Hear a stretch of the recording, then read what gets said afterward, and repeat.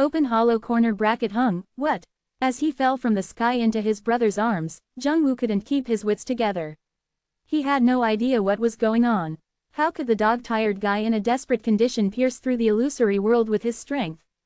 Why was he calling out Faust, the legendary great mage who had stood against Alphorone a long time ago? Why had the body of the Summer Queen, who had died so miserably, appeared? The sky that he'd just departed was now filled by a dragon who was dozens of meters in size. Although it was a bone dragon stained with demonic energy, it emanated dragon fear like a living dragon, as though it were the only thing that could exist in the world. The dragon roared, flapping its skeletal wings and making the atmosphere shake. Jungwoo had observed Yanwoo's subspace multiple times, so he'd seen the bone dragon before. However, the dragon in the sky was vastly different. It was stronger and fiercer, and the energy of its dragon fear was strangely familiar. No way, Jungwoo's eyes widened. Ismanios. Just then, the bone dragon's thoughts were delivered to Yanwoo and Jungwoo. Open corner bracket, this is the only time I will help you, since that guy is someone I want to get rid of. The sunken eye sockets of the bone dragon simmered with purple light, displaying her deep rage towards Alphorone. It was a fury that was directed towards a being that had hunted down her species and stood unsurpassed through the thousands of years of her existence. With her power, she absorbed the stage as her domain, and the laws floated around as different magic attacks poured down on Alphorone. Each magic attack had outstanding force, exploding with intense heat and firepower. It was a strength that matched the one she demonstrated at her peak when she was still alive. The purple light near her uvula appeared to have the soulstone's energy, and it glowed instead of her dragon heart. It really is her. Jungwoo stared at the bone dragon in disbelief. He never imagined that the arrogant being who ruled at the top of the tower her entire life would appear in that state. The bone dragon had been created out of her own corpse, and yet not only had she descended, she'd even responded to the call of her killer. From what Jungwoo knew of her, she would rather have a glorious death over such dishonor. Also, she had particularly detested him when he was still alive, even though they had once been close, and he tried to untie the knot in her heart. Despite that, he still couldn't understand why she was helping him. The bone dragon turned to Jungwoo. Had she felt Jungwoo's curious gaze?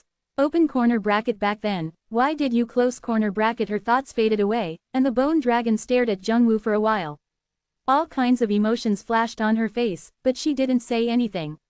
Then, she turned her large head to Alphorone and flew up in the sky. The bone dragon immediately arrived before Alphorone in an instant. Thick magic power gathered in her mouth, and breath gushed out. Boom, rumble, countless explosions blasted within Alphorone's fog, and Faust's inferno sights pushed the darkness as they began to creep up on Alphorone. Tap, Jungwoo looked blankly at the scene, only regaining his senses as he landed on the ground. He looked at the entity who looked like Yanwoo. In Jungwoo's eyes, he was still his brother. Jungwoo knew Yanwoo had merged with something powerful, but his brother still felt the same about him. Jungwoo only felt terribly sorry. His brother had been so desperate to find him, but even after his long search, he'd only found a copy. Jungwoo was about to say something when Yanwoo suddenly struck the back of his head. Smack. Jungwoo's voice rose despite himself. Open hollow corner bracket, the hell? What are you doing? If you do something useless like this one more time, I'm really going to beat you up. Open hollow corner bracket, but I'm not. Smack. Open hollow corner bracket, damn it. That hurts. I'm hitting you, that's why it hurts. Open hollow corner bracket, the F. Smack. Open hollow corner bracket, stop. Jungwoo wrapped his hands around his head at the pain. He didn't know what Yanwoo had eaten to become this strong, but his head felt like it was about to fall off. Yanwoo's eyes looked impassive. Does it hurt? Open hollow corner bracket, no, duh. Why are you saying you're not real? Open hollow corner bracket, what? Yanwoo's words were so completely unexpected that Jungwoo's eyes widened. Yanwoo said in a low voice, you speak the same way, think the same way, and hurt the same way. You share memories with me and regret the past, too. So let me ask this. Jungwoo thought Yanwoo's glowing purple eyes looked sadder than usual. Are you real? Open hollow corner bracket, what? You wanna discuss all that philosophy we learned in high school again? Existentialism, that stuff. Call it whatever you want. But keep this in mind. Yanwoo stretched his hand out towards Jungwoo's head. Jungwoo instinctively flinched, but his brother only patted his head gently. You're my brother, no matter what anyone says.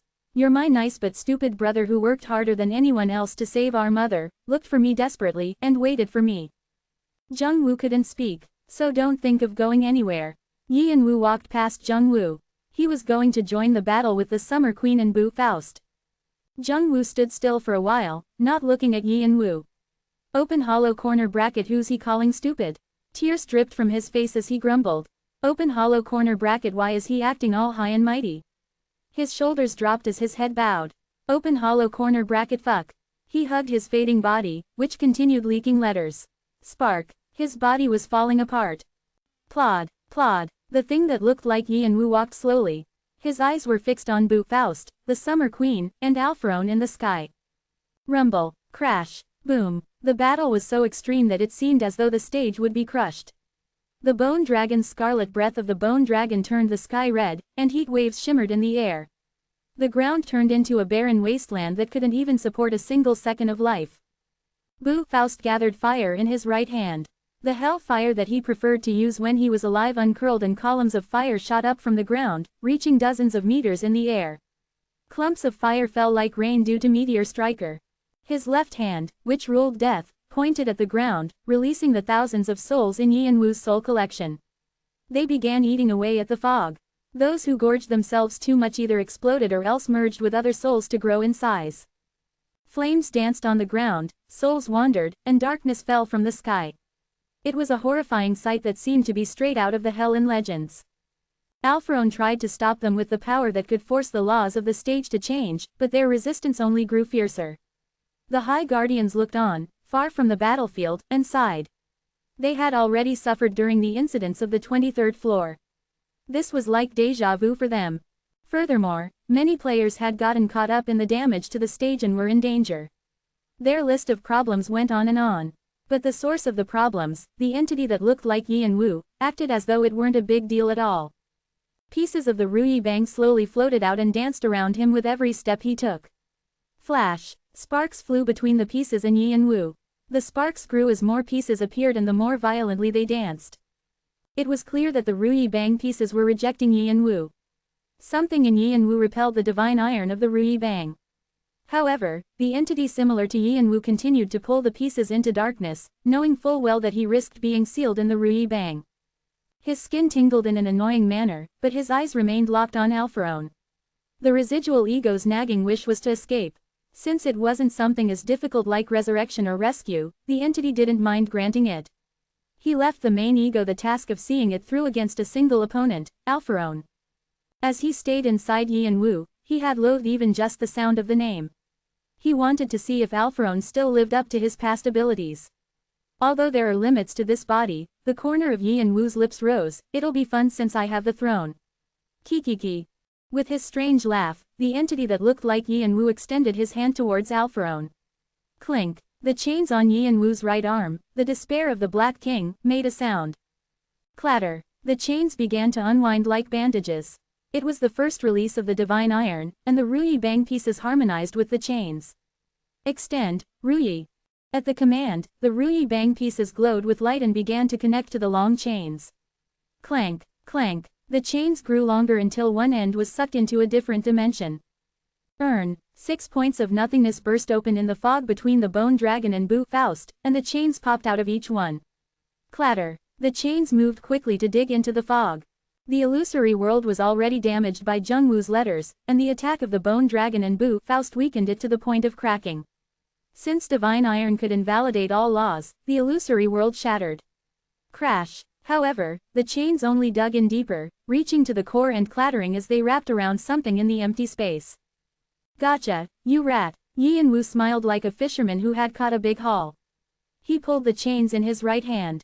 The chains suddenly tensed in midair, as though they would snap. Then, it was quickly sucked into the nothingness to force itself on Alpharone's mind power. Alphorone tried to resist, but accompanied by the sound of tearing space, his mind power was flicked out of the illusory world. The ashy fog and auroras cleaved across the sky without a core to stabilize them. As powerful shockwaves pulsed out, Alpharone's fallen mind power slowly took on a human form and landed on the ground. Because of his long hair, which fell past the hips, it was hard to tell what Alpharone's appearance or gender was. However, his appearance befitted someone who wasn't known to many.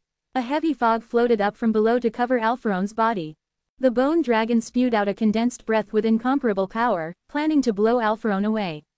A fiery tornado crushed Alpharon's mind power. Boom! There was no other way to describe the situation other than that the world itself was melting. The earth sank deeper and deeper, and even the hard bedrock liquefied from the heat. Flames flared at the edges of funnel-shaped craters with diameters dozens of kilometers long. Magma overflowed, melting rock as it passed. The cracked ground looked like a turtle shell, and white steam floated over it. Boom! But the destruction didn't stop there. The breath's power shook the fault lines underneath the ground, and the resulting earthquakes were of such high magnitude that the ground seemed to rise and fall in waves. Alpharon's mind was pushed far away. The intertwined chains around one of his arms made it impossible for him to escape, and the breath hit him directly. His condition was clear through the remnants of fog. Just when it appeared as if the fog would be completely blown away, space suddenly opened behind Alpharon. Boo Faust's eyes appeared. Open corner bracket death. Boo Faust stretched out his hand through the emptiness. His skeletal hand touched Alpharon's back gently, but its effect wasn't gentle at all. Boom, boom, an invisible strength pounded at Alpharon as though he were a large bell.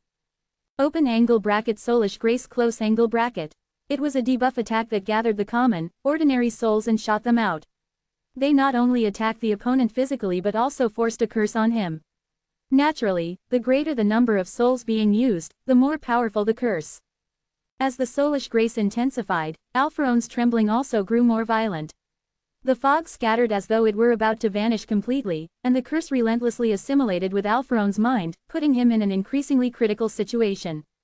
Swish! Meanwhile, the chains tightened even more and prevented Alpharon's mind from moving. Since they were made of divine iron, they not only bound through physical means but also bound spiritual beings and objects as well. Of course, Alpharon was just as fearful of the same iron that frightened gods and demons. Also, since Alpharon had only sent his mind, no matter how much he used his magic power to cut through the chains only dug deeper and ravenously gobbled up his magic power. He attempted to use Shukuchi to escape, but his attempt failed, as well. Open hollow corner bracket is not being able to use magic power always so uncomfortable. Alpharon's mind laughed bitterly in frustration.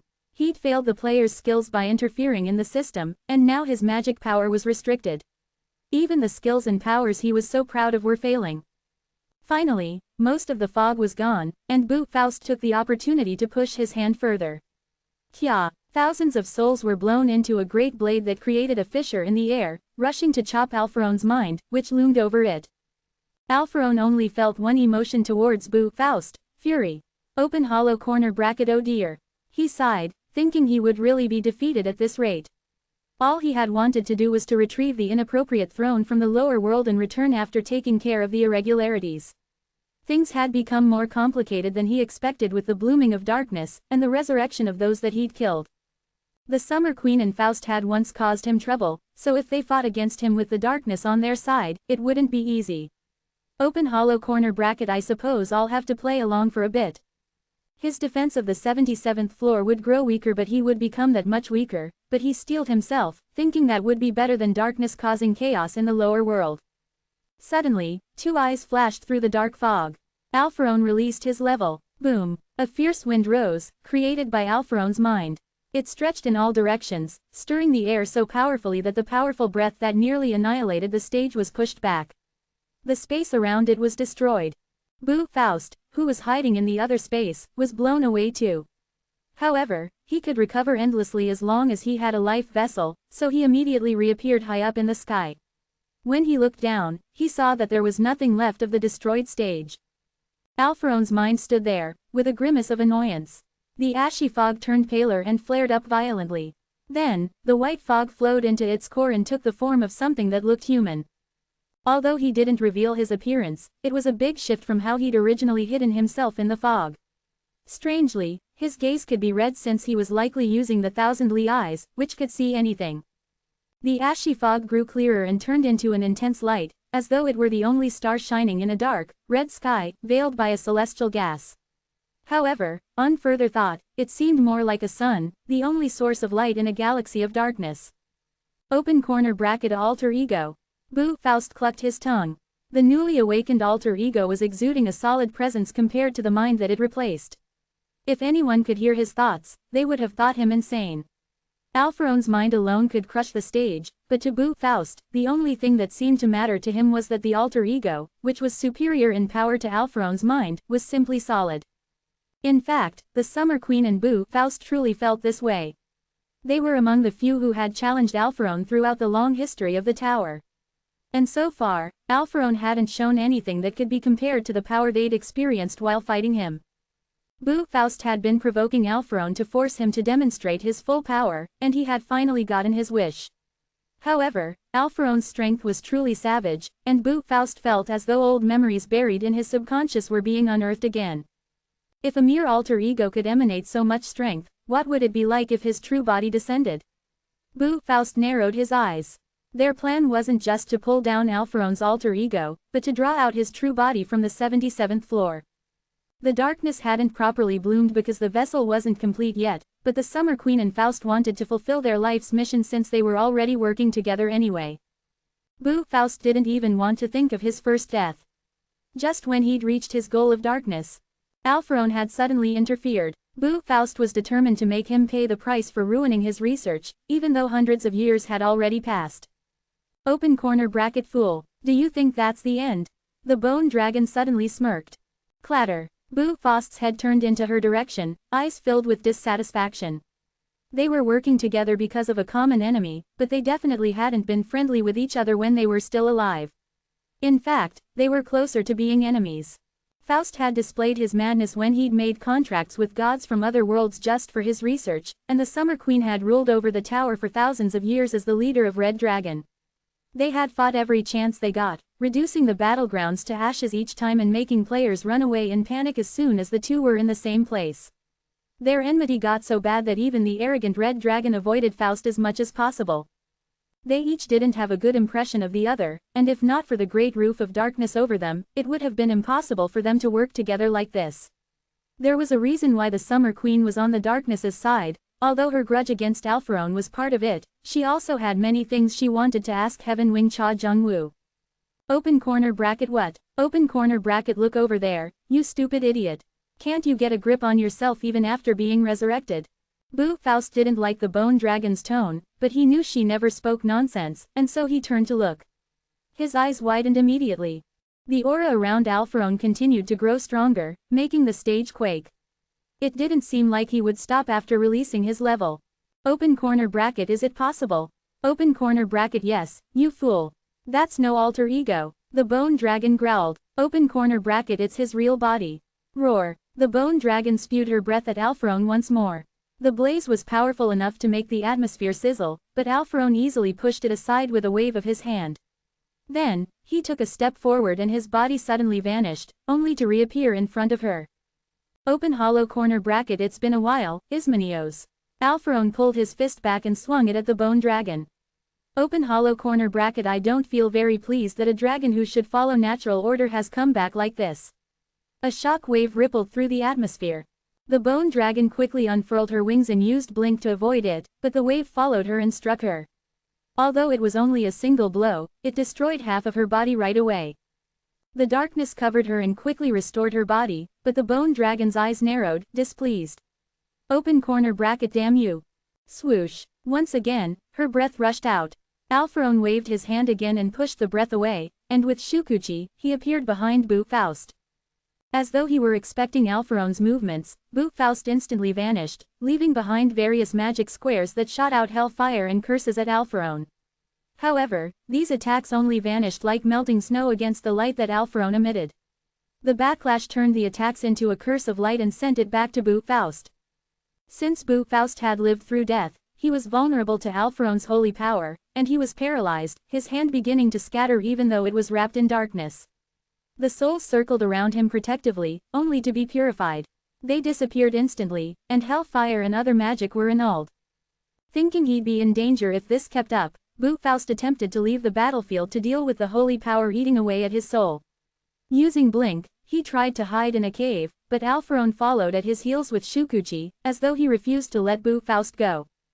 To Alphron, Bu Faust were like cows to be butchered, creatures that had to be killed after coming back against the natural order of things. Alphron's pursuit of Bu Faust made the space of the stage crack like glass, the fractures spreading like spiderwebs and demolishing the laws around them. The bone dragon established laws to help Boo Faust and spewed her breath, but each time, the laws were restored and her breath was left in the emptiness. They had successfully pulled Alpharone's true body from the 77th floor, but his power was overwhelming them. Boom! Boo Faust was blown away in the broken space from Alpharone's powerful punch. Alpharone quickly chased after him to finish him off and sliced his hand down. Just as the light was about to split Boo Faust, something pulled the chains wrapped around Alpharone. Open hollow corner bracket. Oh dear. Alpharone was sucked into emptiness. By the time he collected himself, something that looked like Yin Wu gripped his collar and growled, "You impudent fool! Who are you trying to touch?" Alpharone yanked Yin Wu's hand from his collar with so much force that he nearly ripped off Yin Wu's right arm. At the same time, he turned and lashed out with his other hand, which radiated a brilliant light like the sun splitting through darkness. Flash! Alpharone's light contained an incredible amount of holy power that could chase ghosts and evil spirits away. The darkness of the creature that seemed like Yin Wu was composed of death and chaos, which meant that it was at odds with Alpharone's light. Since it had the power to illuminate the entire world in the blink of an eye, it meant that it could easily incinerate the creature that seemed like Yin Wu. It was why Yin Wu didn't dare face it directly. Boom! He projected darkness to the ground. The earth moved according to his will, sending up dirt to create a wall separating him from Alpharone. From far away, it looked as though a mountain were moving. Alpharone's light was blocked by the wall and turned into a tornado. Yin Wu backed away. Although a wall had risen between him and Alpharone, it only managed to partially block the light, and half of Yin Wu's body had been blown off.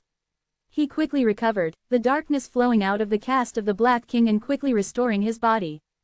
Just then, the space behind the retreating Yin Wu opened and Alpharone appeared. Open hollow corner bracket. Where do you think you're going? He had activated his signature skill, Shukuchi, which allowed him to use the veins along the ground to reach any spot he wanted. He reached out to Yin Wu, and there was another explosion of light. Yin Wu flapped his wings and came to a quick stop. He turned with his left hand extended. Darkness shot out like a blade and penetrated the light. Boom, boom, rumble. Shockwaves rippled out one after the other as the darkness clashed with the light. The light tried to swallow up the darkness, while the darkness tried to extinguish the light. The creature that seemed like Yin Wu didn't even seem to notice any injuries as he threw himself forward. Regeneration. The regeneration skill he learned to catch up to Alpharone combined with the darkness, granting him an ability to recover that was close to his immortal skill. Even as the light tore his body to shreds, the darkness splashed like ink to heal him.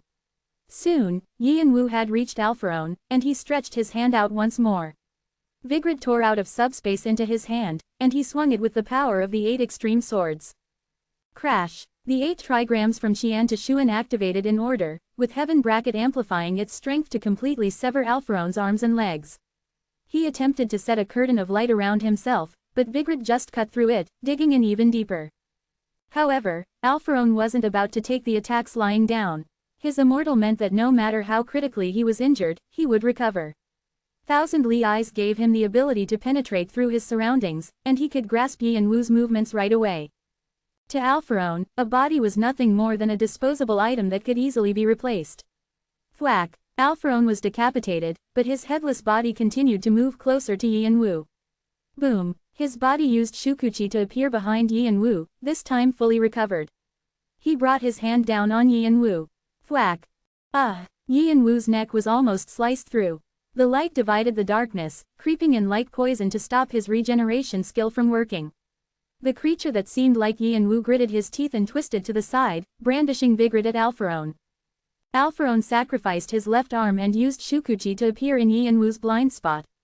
Just as his open hand was about to reach Yin Wu's chest, the chains around his arm suddenly tightened and pulled him back.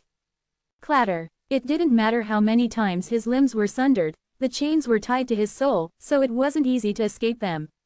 Emptiness opened, and Alpharone found himself in front of Yin Wu, whose face was twisted savagely.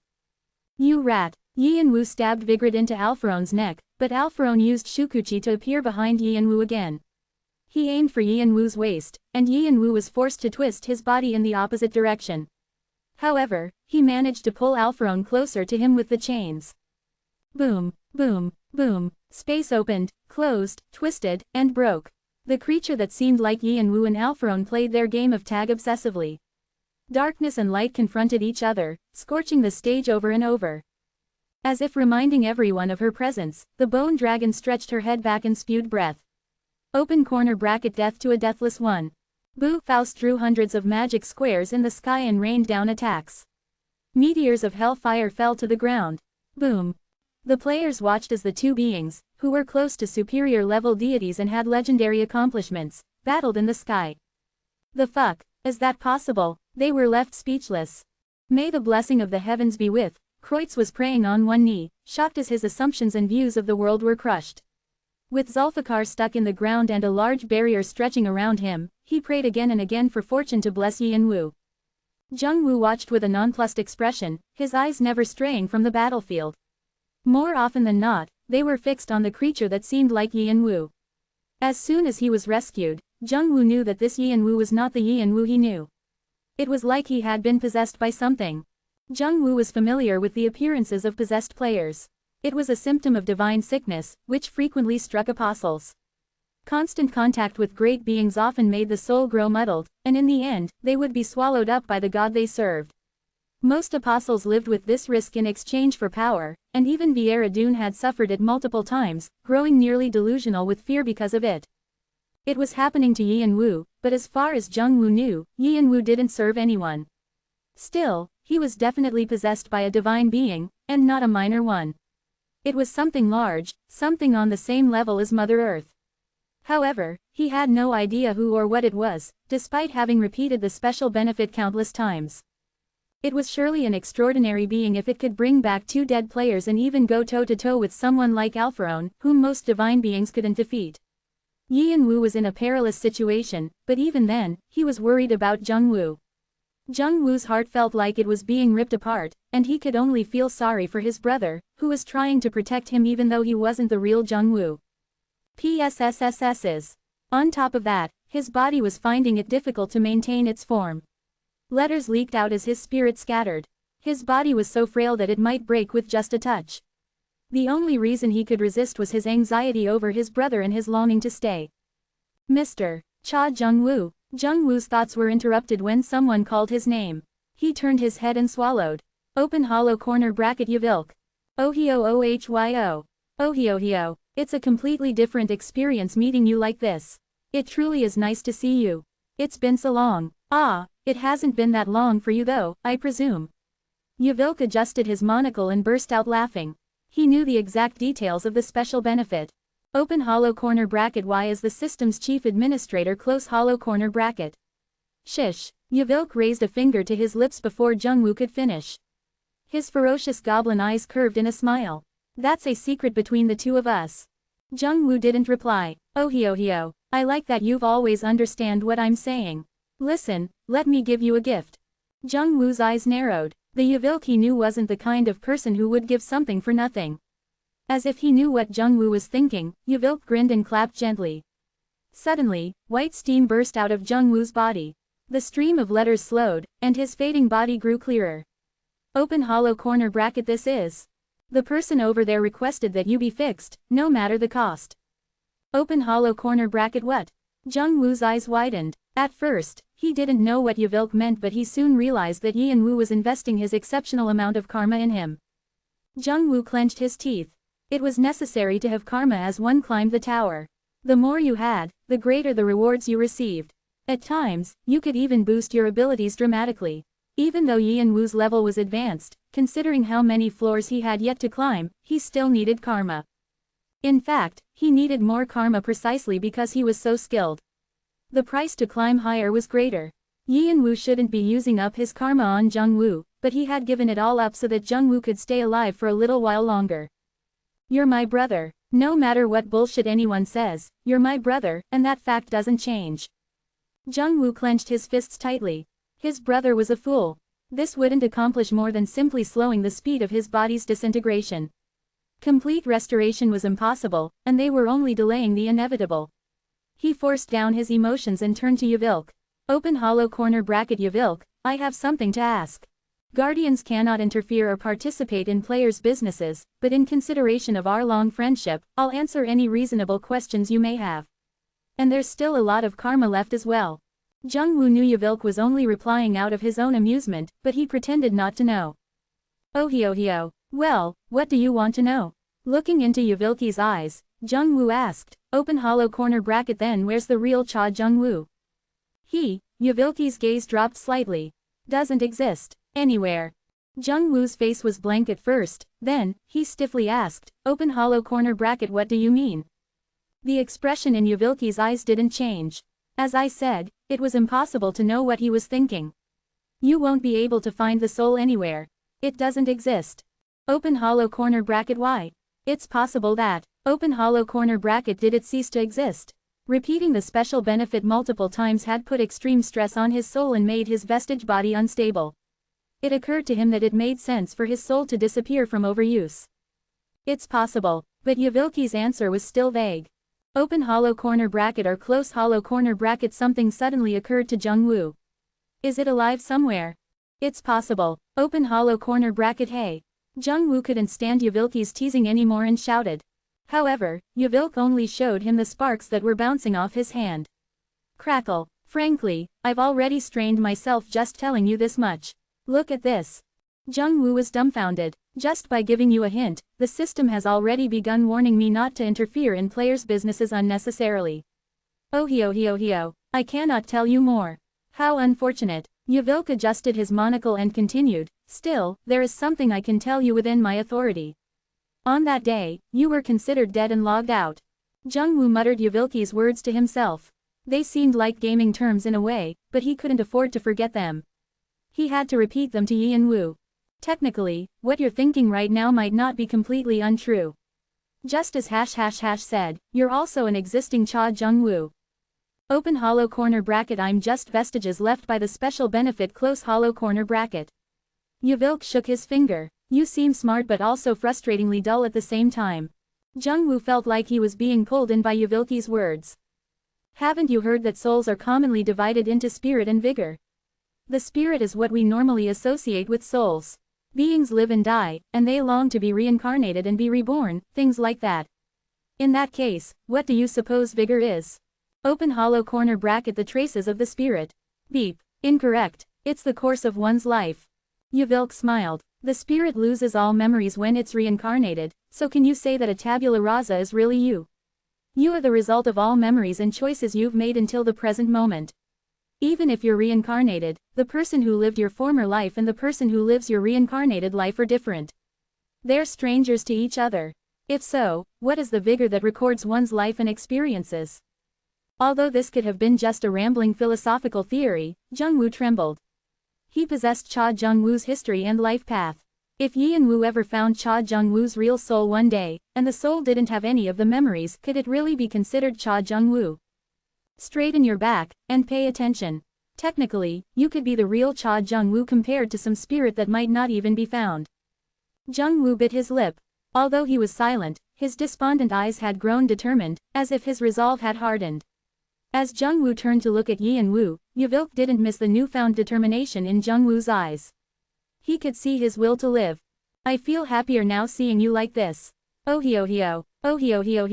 His smile stretched to his ears. Yuvilki's laughter didn't last long as more people approached him. Oh dear, this is my first trip in a long while. I have lots to do, and so many to advise. I suppose this is why popular stars are always exhausted. Oh hio. The Dis-Pluto commanders and soldiers stood grimly as Yuvilk looked at them.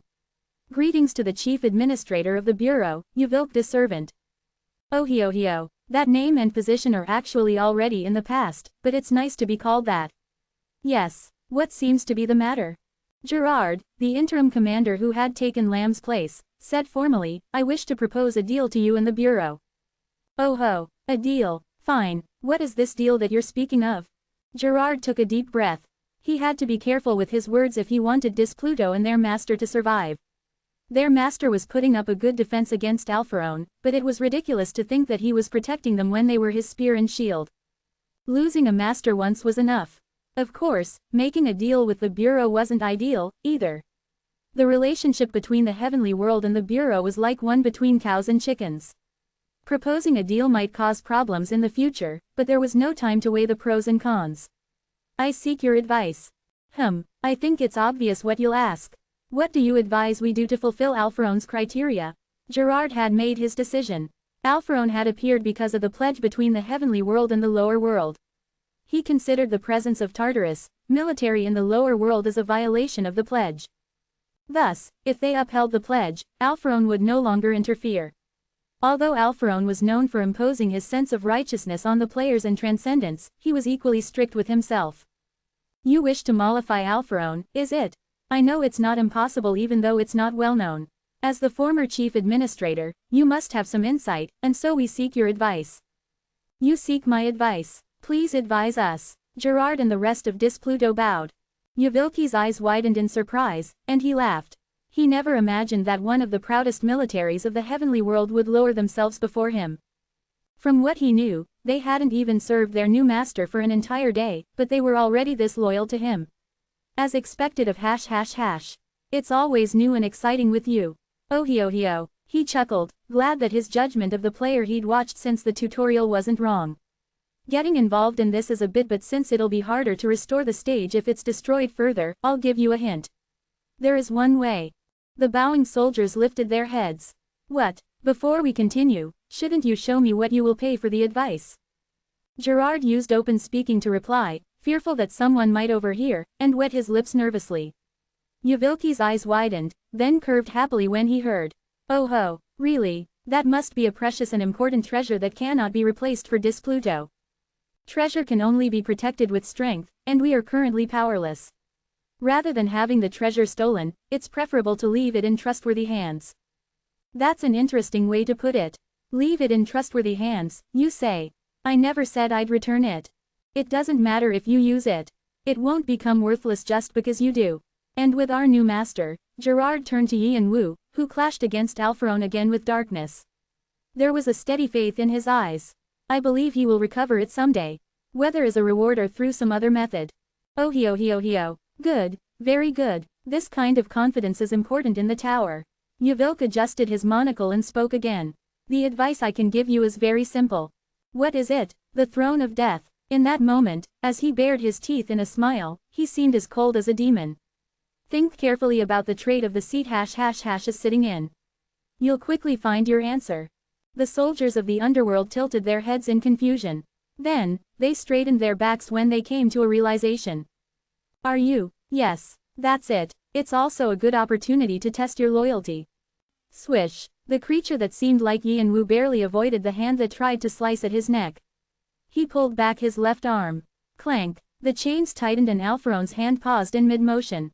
Yi and Wu unfurled his wings and swung Vigrid powerfully. Vigrid's hidden name, Duranal, is being released. Folklore. Cutting in two with one strike of the sword. However, Alphorone immediately stepped on Shukuchi and managed to avoid it. Vigrid passed through the spot where Alphorone had been and sliced the space open. The tall mountains that Yi and Wu had just stepped on were also neatly sliced in half, their halves falling to the sides. Rumble. As they collapsed, the dust clouds blasted out from the slopes and landslides rumbled down. Yi and Wu used the chains to chase after Alphorone, who stood above the fallen mountains and within the dust clouds. Boom. The two clashed with a thunderous explosion. Darkness and light collided, ripping the sky apart multiple times. The bone dragon and Faust followed up with breath and various magic against Alphorone, but the light that filled the stage nullified all the attacks. Flash. The rays of light even canceled the settings of the stage. At the same time, Alphorone appeared behind the bone dragon and brought his foot down on her spine, crushing it. Then, he ripped her wings off and tossed her far away. When Faust moved to stop him, space twisted, and light refracted in all directions. Faust made barriers spring up against the prism of light, but they were all destroyed, and his left shoulder was blown away. Holy power began to creep over Faust and the bone dragon. Alphorone attempted to use Shukuchi to quickly defeat his old enemies, but the chains tightened around him again and emptiness opened. The creature that seemed like Yi and Wu was missing half of his body, but he still managed to plant Vigrid in Alphorone's chest, making Alphorone frown. Boom. The two fell from the sky. As Alphorone crashed to the ground, he sent up immense dust clouds. All of his internal organs had been crushed, and Vigrid was still skewered through his body. However, he waved his hand like he was unaffected, and Yi and Wu barely managed to avoid the explosion of light. He landed on the ground, gasping for breath. The creature that seemed like Yi and Wu quickly regenerated his body with darkness as he panted. The fight was too difficult. It wasn't easy to deal with a monster that could return no matter how many times you killed it. Still, the creature that seemed like Yin Wu burst out with a maniacal laugh. How long had it been since he'd tasted the outside air? Being able to thrash around to his heart's content made him feel more refreshed than ever. The rough edges of his vessel had grown smoother, and unless he was an idiot, he would be able to manipulate it properly even after returning to the cast. If he acts in a frustrating way like before, I'll really eat him. However, one thing continued to bother him. That damned bastard. PSSS's. Open corner bracket. That scumbag hasn't changed. He won't stay dead at all. What do you plan now? The bone dragon appeared behind him in a burst of black smoke, extending her wings. Purple energy emanated from the spot where her dragon heart should have been and rapidly healed her body. And that's only 30% of his strength. Alphorone was already recovering in the crater. With a hissing sound, ashy fog and auroras began to spread from his location. Alphorone still hadn't left the 77th floor. Even though his true body was appearing on a different floor, he was manipulating dimensions to allow his body to overlap in different locations. It was commonly understood that most of his power was focused on the 78th floor and above. Ah, it's 50% now. The creature that seemed like Yin Wu smirked as he watched the fog weave around Alphorone. His canines flashed. He hated Alphorone even more than he hated Yin Wu. Although it was mostly directed towards the being beyond Alphorone, since Alphorone was of the being's essence too, it was the same thing to him.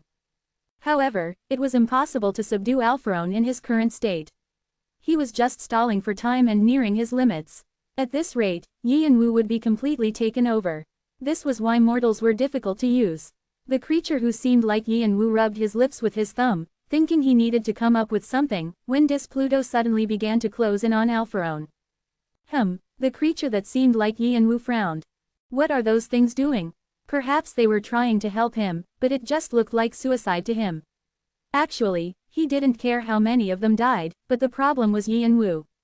If they died, Yin Wu would be affected. It wasn't the pain of losing them that concerned him, but Hades' dying request would pose a problem. He needed to complete the conditions in order to properly inherit the throne. After that, his level would increase, and the vessel would become sturdier. Moreover, the death that Hades ruled over was something that originated from what he embraced. It was a piece that he needed to retrieve anyway, so he had no reason to refuse it now. That was all he wanted. But whatever the case, Alphorone was too great of an obstacle, so he wondered whether or not to stop Pluto. Ah, they're trying to do something amusing. The creature that seemed like Yin Wu read their determined faces and realized what they were attempting. He laughed his head off. Even he thought it was a crazy ploy. The smell of death wafted from Pluto. The last condition of the quest was to establish a base camp in a new haven. Yin Wu had inherited the throne of death, and he also possessed the power of the Black King to use souls. That gave the cornered Pluto a clear and simple solution. We'll devote ourselves to the king in death. As one, the soldiers of Pluto turned their weapons around and pierced their own hearts. It occurred before he could do anything.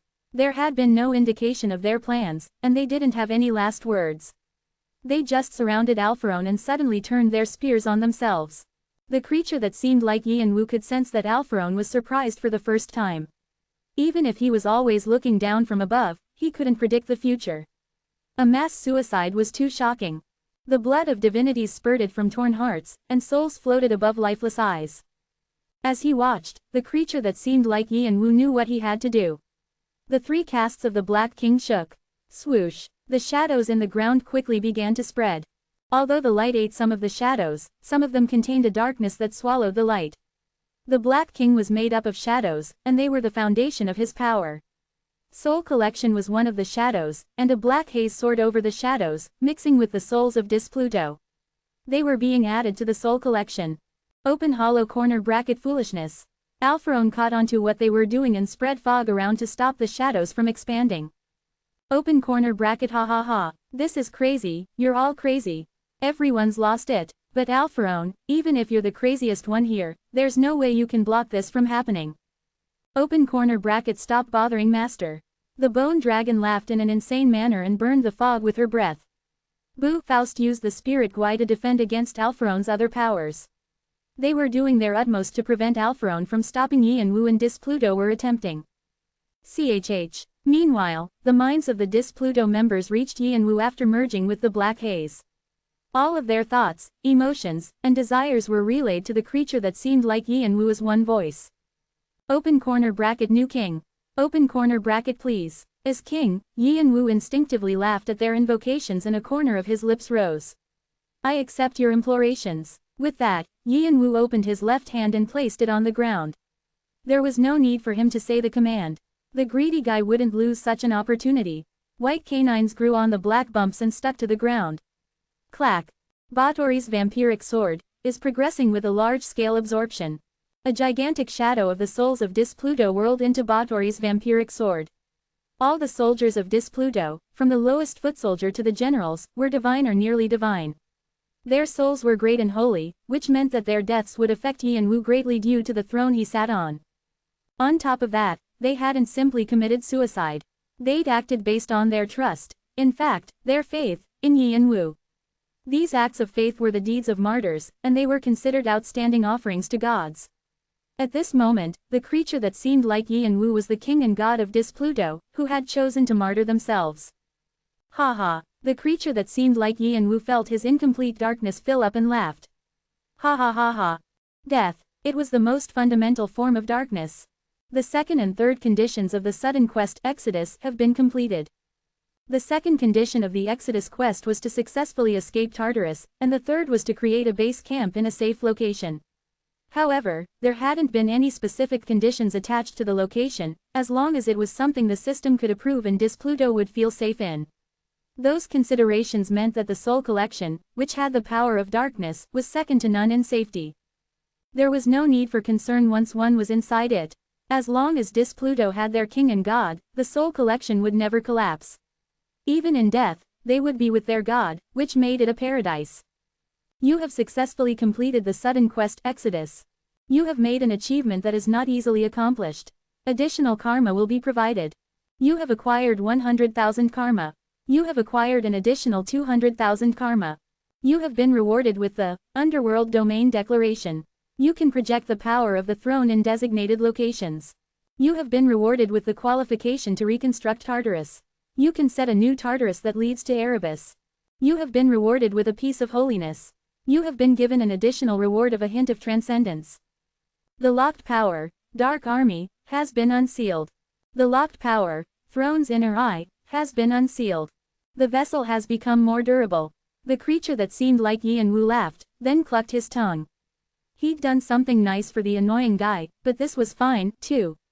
After all, the body was a vessel that would be completely his anyway, so the more durable it became, the better it was for him. Feeling joy wash over him, he looked at Alpharon. He could see the bone dragon and Bu Faust still engaged in a fierce battle. He raised his hand and shouted, Underworld Domain Declaration. A new property is added to the designated territory, Bina. The underworld territory has been set. The dancing haze extended like tentacles to stain the sky black. Darkness descended, pushing away the fog and creating something underneath. The haze took on human forms little by little.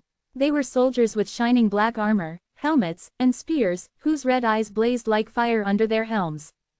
The army of the underworld had been reborn from the new king of the underworld's shadow, and they raised their spears. They were an invincible army that would never die. The impossible feat of creating a divine army that would recover no matter how many times they were crushed had been achieved. The soldiers of the army weren't just composed of martyrs but also souls that Yin Wu had collected in Tartarus. Lamb's soul, which glowed with the brightest light, shouted, open corner bracket he dirties the name of our king. In response, the other commanders continued. Open corner bracket suppress him. Open corner bracket all forces. Open corner bracket forward. Open corner bracket forward. The army of the underworld ran towards Alpharon with the energy of death. Facing the bone dragon, Bu Faust, and what seemed to be an endless wave of soldiers, Alpharon, who had ruled the tower for so long, now looked like a lone island in the ocean. Alpharon turned his gaze to Yin Wu, as if asking if he thought he could stop Alpharon with this. The creature that seemed like Yin Wu smiled in reply. Of course, it won't end here. Alpharon frowned, unsure what he was thinking. Then, his eyes widened when Yin Wu suddenly raised Vigrid high, only then realizing what Yin Wu was planning to do. But before he could stop him, the creature that seemed like Yin Wu ripped space apart, and another energy gushed out of the emptiness. Open hollow corner bracket you've gone crazy. Kikiki. Even though the vessel might be a bit hurt, I should do this much to stop you in this body, no. The energy from the emptiness poured out as though it was glad to break through a wall and began to fill the stage. Thump, thump, with a great shockwave of breaking space, the emptiness opened again, and fierce winds began to swirl. It was a powerful tornado that even Alphorone had trouble dealing with. I'll eat you, give it to me, mine. It looked around and moved towards the being controlling the stage, its natural instinct to eliminate the owner of the territory and take over the territory.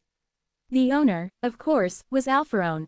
Swish, boom, the creature that seemed like Yin Wu doubled over in laughter.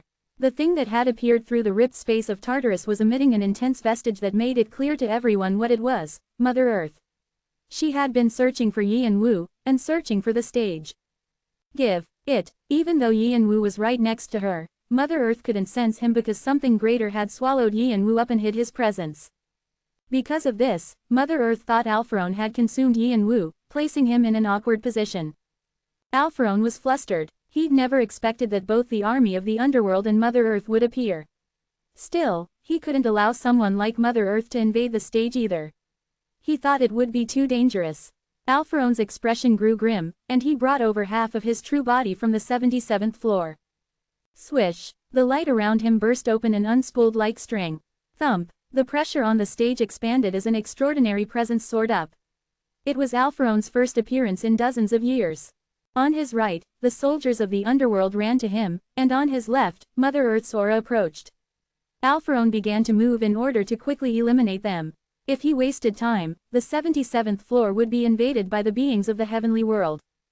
Fuck, what to do now? Oh-hio-hio-hio, the guardians cried out with devastated faces.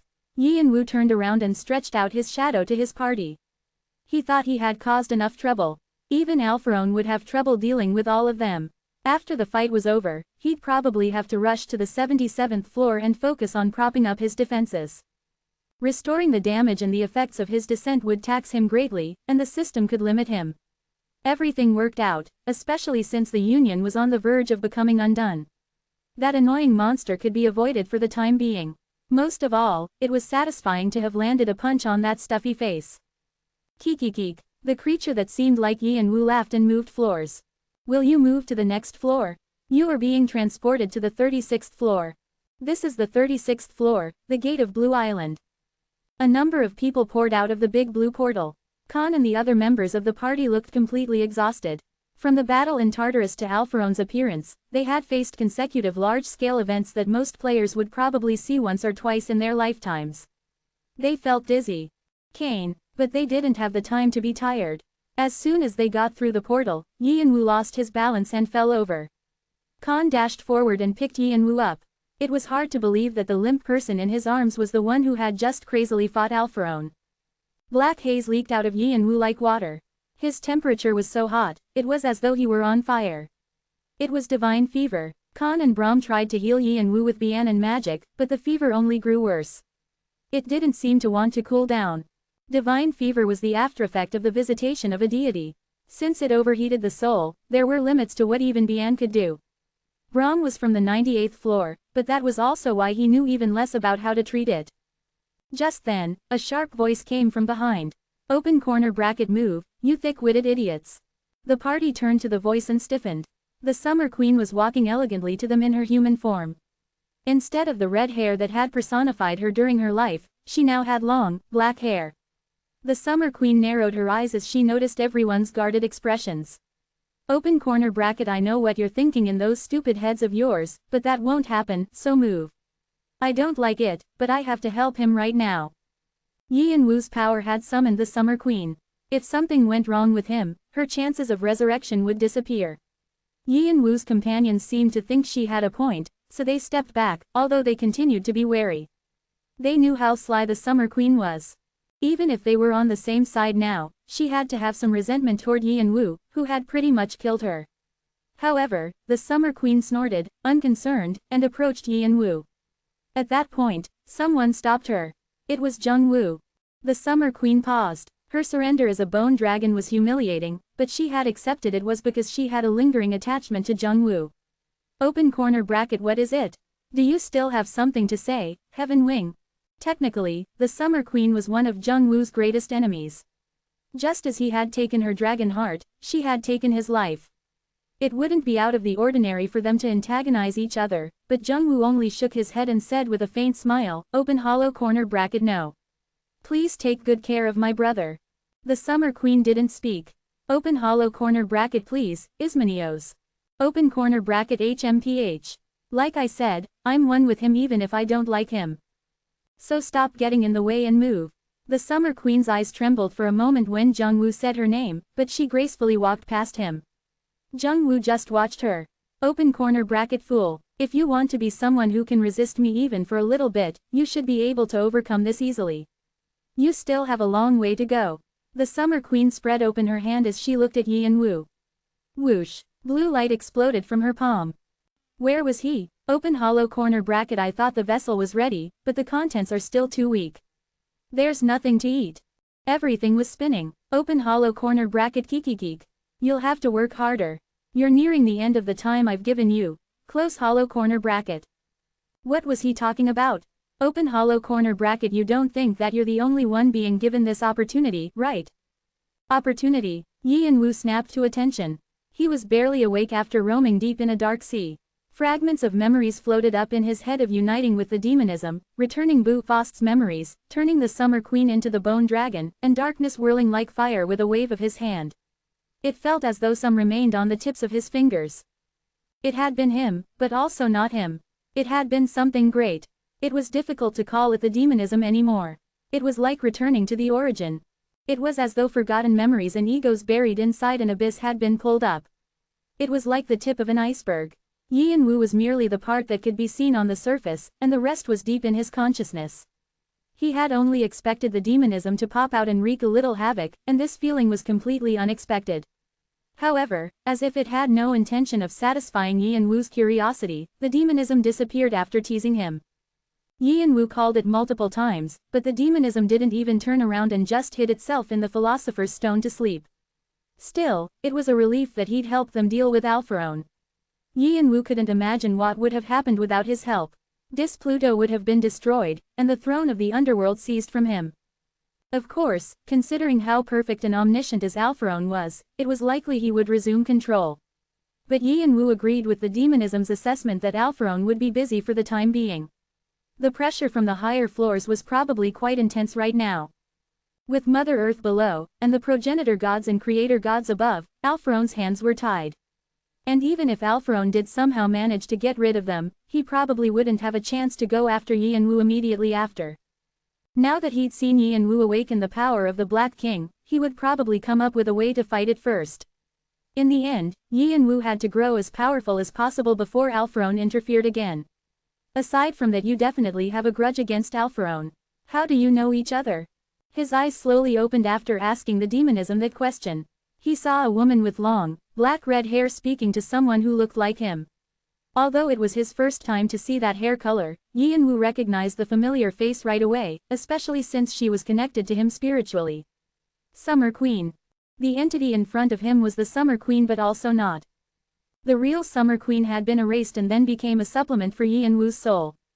The Summer Queen in front of him was only a husk of her old self. However, since her original self had been hostile to him, Yin Woo felt like he was looking at a separate branch that had grown from the same root. As she talked, the Summer Queen turned her head to Yin Woo. She confirmed he was up, her impassive eyes looking him up and down. She straightened with her usual elegant expression. Open corner bracket it seems like you're better, despite your pitiful appearance. Open hollow corner bracket you're leaving. Jung Woo smiled crookedly at the Summer Queen. She sniffed. Open corner bracket I fell into nothingness and air a long time ago. The only reason I'm still here is lingering attachment. If the elders of my species could see me, they'd be extremely horrified. The draconic species never went against the laws of nature. They moved according to it, and at times, they moved the laws to manifest their will, which was why they were blessed by mana. It was unthinkable for the Summer Queen to have gone against the natural law of death and be reborn. However, as usual, the Summer Queen wasn't one for regrets. Open corner bracket I enjoyed my time, and I spoke with you. That's enough. Her conversation with Jung Woo had just been small talk about the past because Yin Woo had woken up sooner than she expected. But she was satisfied. Jung Woo had smiled at her, his enemy. Despite his resentment of her, and the fact they didn't have anything else between them, he said it was fine because his brother would avenge him. In fact, he'd even said that since they were both dead, they should try to get along and forget the past.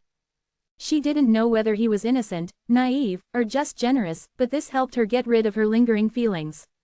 Swoosh! The Summer Queen vanished with the wind. Yi and Woo turned to Jung Woo. Jung Woo's spirit body was still faint, and letters flowed through it like blood. Still, he looked more stable than before, even though Yi and Woo knew it was just a temporary fix. As soon as a vestige body realized what it would start to scatter. The knowledge of its inauthenticity made it difficult for it to maintain its form. Furthermore, he had used too much of his soul power, so he had even less time. Feeling better? Open hollow corner bracket yeah. Thanks to you. Then that's a relief. Yi and Woo nodded. He was so unemotional that it was hard to tell if he really meant it, but as his brother, Jung Woo knew Yi and Woo was being sincere. Because of this, he could finally say what had been on his mind ever since the battle ended. Open hollow corner bracket hung. Do you remember what I said that time? What? Open hollow corner bracket that I want to live again. I was a bad son, but I want to be a parent like mom. I want to live again and I want to hug Sesha just like mom used to hug us. Do you think that's possible? It was what Jung Woo said when he'd first woken up and after they had a deep conversation. He wanted to hug Sesha with his own arms and apologize and express his gratitude to Ananta when he saw her again. Open hollow corner bracket can you grant my wish? Jung Woo looked at Yi and Woo desperately.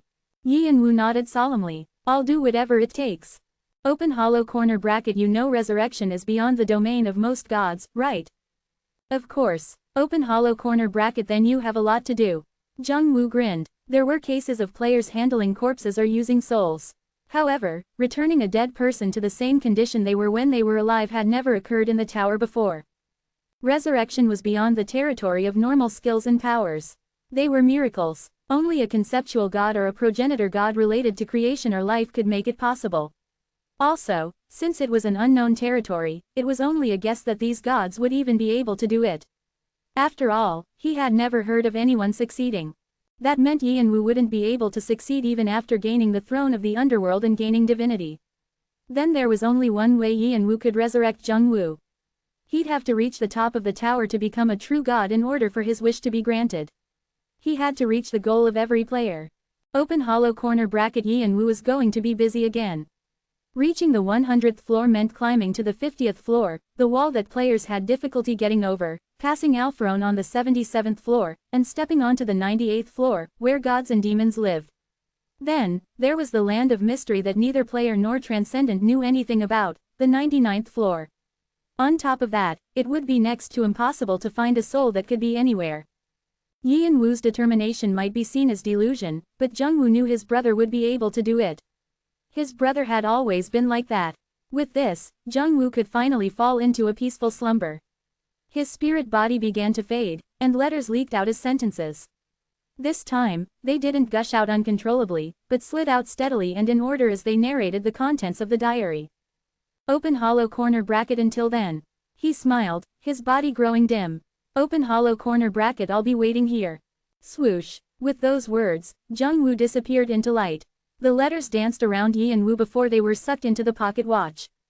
Yi and Woo wordlessly rubbed the letters J, W, CAH engraved on the back of the pocket watch and silently let his head fall. Drip, drip, the ground grew wet with rain that came falling from somewhere. On the 50th floor, the gate of the Dragon Temple, passers-by stopped to get out of the path of a large group of people. There, yeah, the Demon Beauty Castle, they've made it all the way here, I guess. The members of the group wore different styles of armor and outfits which didn't have a unifying element. At first glance, their frowning faces and intensely murderous aura made them look like a local gang that might brandish their swords immediately if anyone approached them without permission. Although many looked at them with curiosity, none could muster up the courage to approach. In the last few months, they had grown infamous in the tower. Their accomplishments were amazing. The decimation of the clan Moonlit Night Shadow, the defeat of the Rancor 9 Blame, the destruction of the hidden dungeon 6 Beast Cave, the testing of demonic swords, and more. Not only were they overwhelmingly successful in clearing highly difficult quests, they also crushed all the clans and rancors that fought them. They didn't have an established hierarchy, and so they were acknowledged as a whole. They were already marked as one of the new rising clans replacing the fallen Triton and Necropolis. The storm they brought shook the lower floors and drew immediate attention. However, one of them stood out from among the rest, their leader in core, Demon Beauty Adora. She had long, light purple hair and a lamb's horn that extended out from one of her temples. She wore her signature sword, Divine Evil, within her comfortable martial arts uniform. She had a fancy debut from the tutorial, as a player from the One-Horned Tribe's Cheongram family, and now that she had proven her abilities on many occasions, she was revered as an outstanding warrior. She swung Divine Evil unhesitatingly as though she were dancing, and her cold and cruel face was beautiful, which was the reason she had been given the nickname, Demon Beauty. Some said she was the talent who would lead a new generation of the One-Horned Tribe after the Blood-Red Philosopher and the Martial King. Others said she was the only player who could keep the Hoarder in check. But no matter what they said, the rivals of the One-Horned Tribe always groaned, evidence of the expectations that everyone had of her. When news of her arrival on the 50th floor spread, the expectations and gawking grew. The 50th floor, the Dragon Temple, was the place that separated rankers from ordinary players. It was where many skilled people had tried to rise to the challenge only to leave in despair. Adora had finally arrived at the stage commonly known as the Wailing Wall. The spectators weren't concerned about whether Adora would pass or not, they already assumed she was ranker level or beyond. However, they were curious how Adora would clear the Dragon Temple since it was deemed the most monstrous of all the stages players would have conquered so far. Everyone knew the basics of the trial, but each player went through an individualized test, which was why some players who appeared capable of clearing the floor ended up failing, while others were lucky enough to pass and grow to their current status.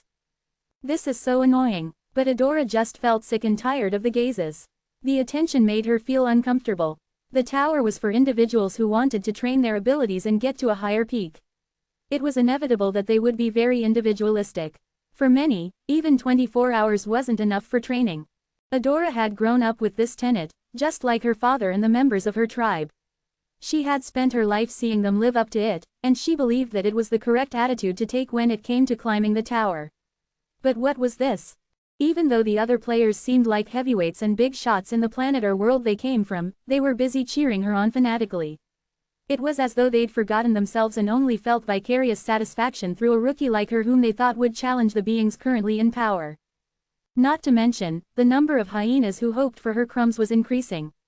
At first, she'd chased away all of the sycophants and followers around her, but after a while, it had become too much of a hassle, and she just left them alone as long as they didn't get in her face. Soon, her followers increased in number and began creating a system among themselves. She'd been flabbergasted to hear the name they came up with, Demon Beauty Castle, but because she didn't want to waste any time on them, she let them be. All she had to do was swing her sword if they acted out. The only thing that concerned her right now was the Wailing Wall. "I want you to become my wings." Yianwu had told her this before he left the tribe, and it was the force that kept her moving. He was a bad guy whose whereabouts were unknown, but she believed that he was watching her from somewhere. She slowly pulled Divine Evil from its sheath. Cashing, she faced a huge temple door. The trial is beginning.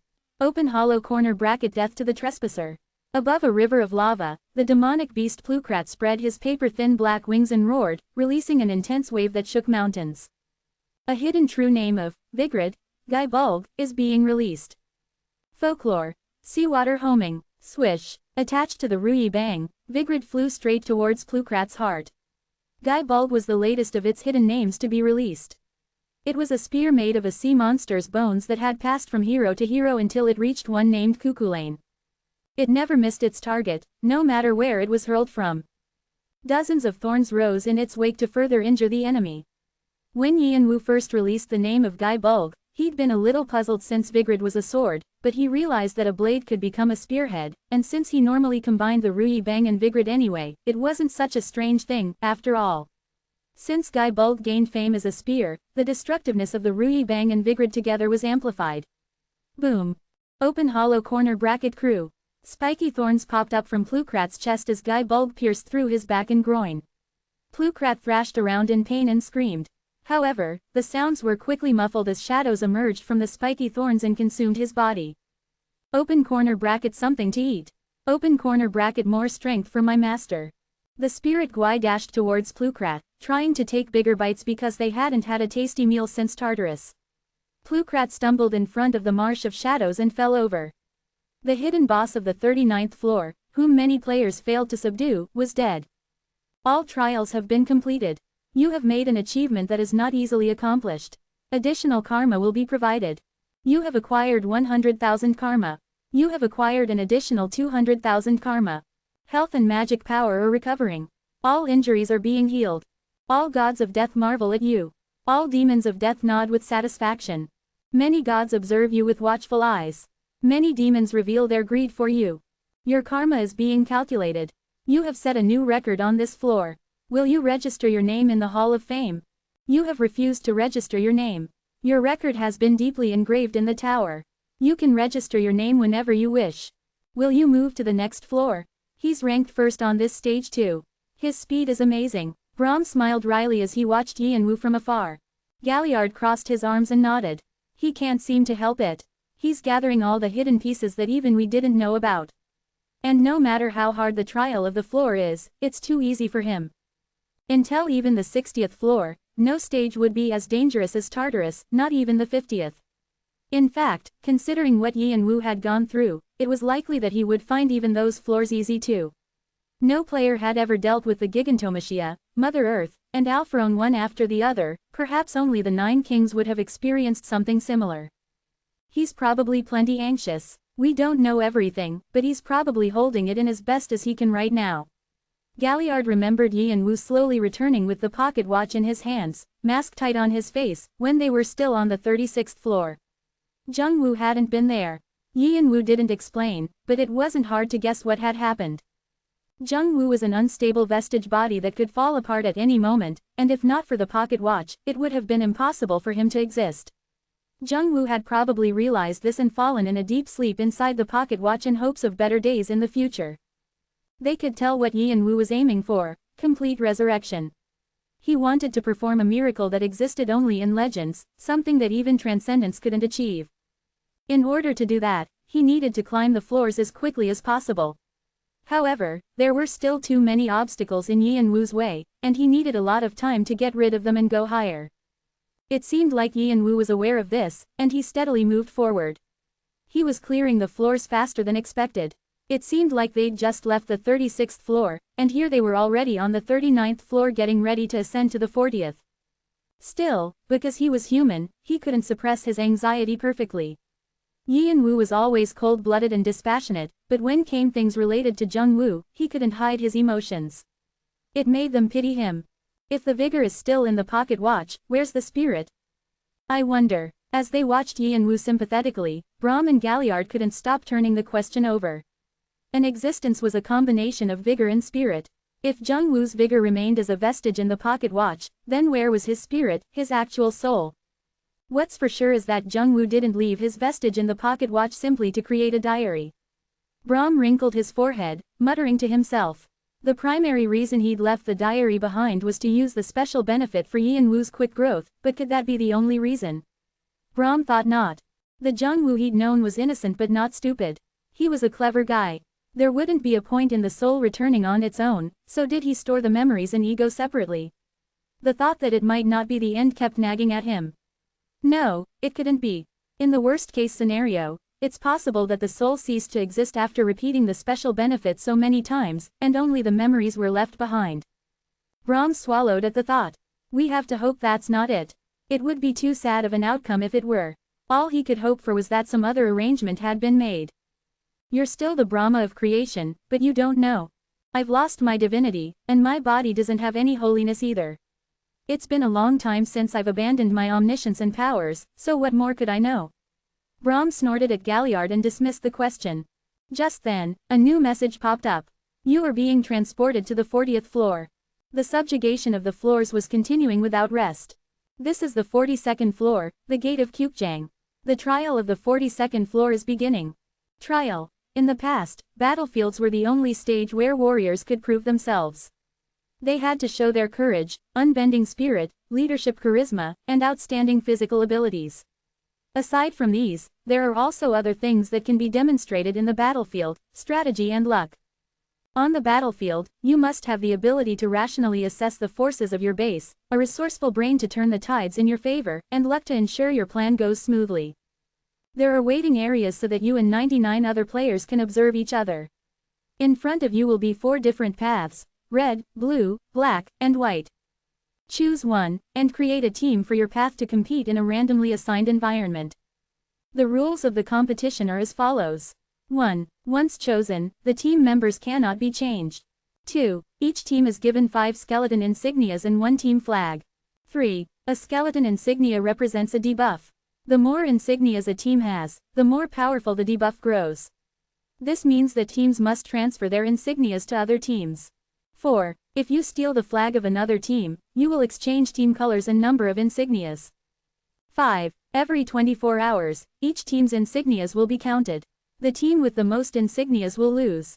6. The competition will run over for 5 days, and the team with the highest score will be the victor. The trials of the floors numbered in the 30s focused on solo playing to help players grow their individual strengths, but the trials of the floors numbered in the 40s involved random teamwork. Of those floors, the 42nd was famous for having the most complicated rules.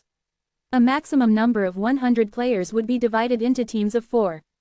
They had to get rid of as many skeleton insignias as possible so that they could avoid the debuffs. A team that lost once would likely lose again. Also, forming a team in the first place required great tactical skills. Since you couldn't replace team members, if you had a small or weak team, you would fail the round.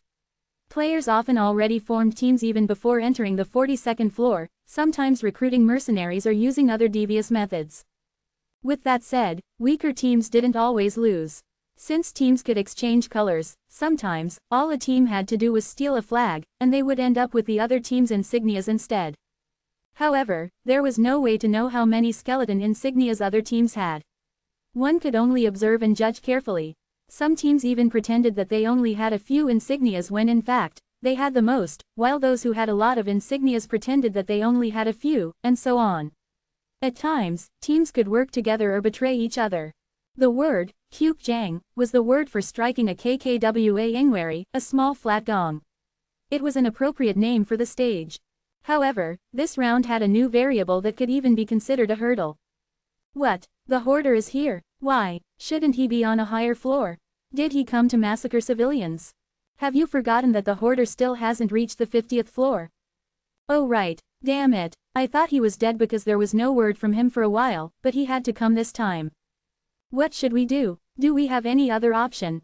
After the ruckus settled, the participants began to furiously guess which path the hoarder picked. Of course, we have to find the team the hoarder's in. The hoarder had been missing in action for the last few months, but that didn't mean his reputation had disappeared.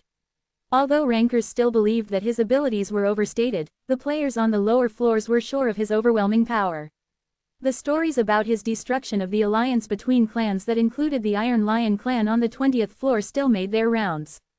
Obviously, the players desperately wanted to be on the same team as the hoarder, as it would be the best way to clear the complicated 42nd floor.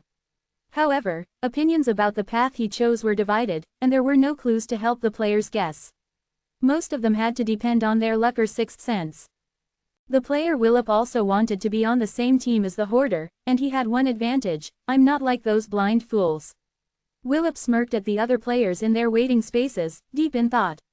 His trait was Star of Fate, which meant that every decision he made resulted in something even better than expected. Even if he was in a terrible situation, he always managed to get out alive.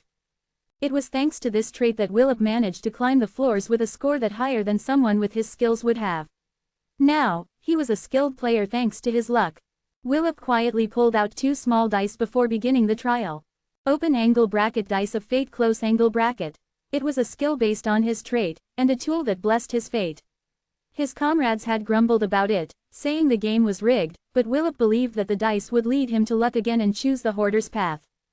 Go. Willip rolled the dice. He already had set rules pertaining to the colors. Since the total of the 2 dice was 12, then anything below 3 was red, 4 to 6 was blue, 7 to 9 was white, and 10 to 12 was black. The dice stopped rolling and settled on 6 and 6. 12. Looks like I need to choose black. Good. Willip retrieved his dice and shouted happily. It was rare for numbers this neat to come out. This meant that his choice was highly likely to be correct. Without any hesitation, he walked toward the black flag. It was dark all around him, and all he could see was a narrow, twisted path. As he walked further, something large suddenly appeared in the middle of the path. What is that? It had a humanoid shape but looked more like a bunch of shadows. It held a sword breaker as big as his body and emanated an ominous energy. Was there such a creature on the 42nd floor? Willip thought of the information he'd heard about the trial, but he didn't recall anything about this creature. Just then, a voice rang out from the shadowy figure. Open corner bracket stop. It was so powerful that the atmosphere shook. Willip paused, knowing that he'd be in danger if he continued moving. Open corner bracket sorry, but you can't go further than this. Our temperamental king says that he doesn't want to deal with lowly things. He's a super bad guy, huh? Willip had the sensation that the shadow was smiling mischievously. Even so, his feet didn't move from the ground. He felt like his head would be dislocated from his shoulders if he ignored the shadow. It wasn't advice, it was a warning. Only then did Willip remember the hoarder's subordinates. Each of them was a monster that could easily eat most players. That meant that the hoarder had indeed chosen the black path, but what was he trying to do? Willip was curious, but he lacked the courage to check. Do you think you can treat Doyle? In the area for the black team, Yi and Wu sat speaking with Brahm. In order to hoard the score, he had placed Shannon at the entrance so no one else could enter. The more disadvantaged the team, the greater the bonus points, which was his aim. Yi and Wu was planning on gathering as many skeleton insignias as possible. He'd be debuffed, but there was a hidden piece he could gain from the process. Then at the last minute, all he had to do was take the flag of some guys he didn't like. As if he could read Yi and Wu's plan, Brahm clucked his tongue before nodding in response to his question. I think it's possible. I'll have to take a closer look, but it hasn't been that long since he established a channel with Persephone. If the sinking has dropped a bit, it'll work. As Yi and Wu cleared the stages, his companions scattered temporarily throughout the tower. Khan and Victoria took Doyle to Anastasia to look for a way to sever the channel with Persephone, and Kreutz left to visit the headquarters of the regiment. Galliard helped Heneva return to the smithy. Later, Yi and Wu heard that Anastasia had been furious when Victoria brought Doyle to her. She could barely part with the adamantine Nova, and now, as soon as her disciple returned, she was requesting Anastasia to save some guy she'd never met her entire life. She must have been quite astonished. But it wasn't easy to cut the channel of a transcendent, and they needed to bend some rules to accomplish it. They ended up choosing Anastasia's charms, since the charms, Foundation borrowed strength from a great being. They thought this meant that it would be possible to change the direction of the channel, and a former divine being like Brahm helping, they thought they would be able to pull it off. Yi and Wu had been worried that it would be difficult to cut the channel because it was with Persephone, Mother Earth's apostle, but since Doyle had already severed a channel with the heavenly demon before, it was at least possible. However, it wasn't without its challenges. The problem is finding a channel to replace it. Doyle's channel couldn't be replaced with just anyone. We'll have to discuss that further. Indeed. Still, we have some time. We can take it relatively slow. Also, Brahm delivered news about the rest of the companions with a mischievous smile. I have some amusing news. Amusing news? Yi and Wu looked at Brahm with expectant eyes. It looks like the seeds you planted some time ago are beginning to sprout. The situation is developing in a very interesting manner. In that moment, Yi and Wu's eyes flashed behind his mask as he realized that Brahm was referring to the Blood Land, the Devil Army, White Dragon, and Black Dragon. The Magic Alliance of the Magic Towers, and the battles within the Mercenary Alliance under Iron Lion. With what was going on in Tartarus, the Elohim might be participating, too. It's only the beginning, but the Blood Land allied itself with Black Dragon to attack White Dragon. Yi and Wu's expression changed under his mask. He'd believed that there wouldn't be any major fights because the clans involved were so large, but it seemed like the situation was deteriorating fast. Was the Gluttony Emperor just greedy, or could there be some variable he hadn't predicted?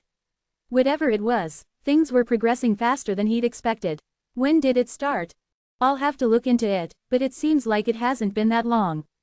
There have been minor clashes, but no hints about a large battle. It was like they were testing the waters. But, Brahm's eyes filled with amusement.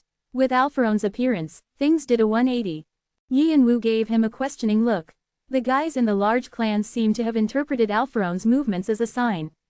Since there was always a ruckus in the past whenever he moved, they probably thought that something big would happen again. Yi and Wu gripped his forehead. It turned out that he'd been the one to create the unexpected variable by forcing Alpharone's descent.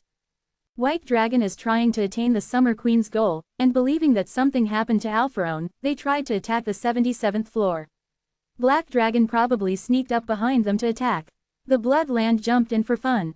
Braum was basically saying that Black Dragon and the Bloodland had allied together to ambush White Dragon as they moved to take the 77th floor.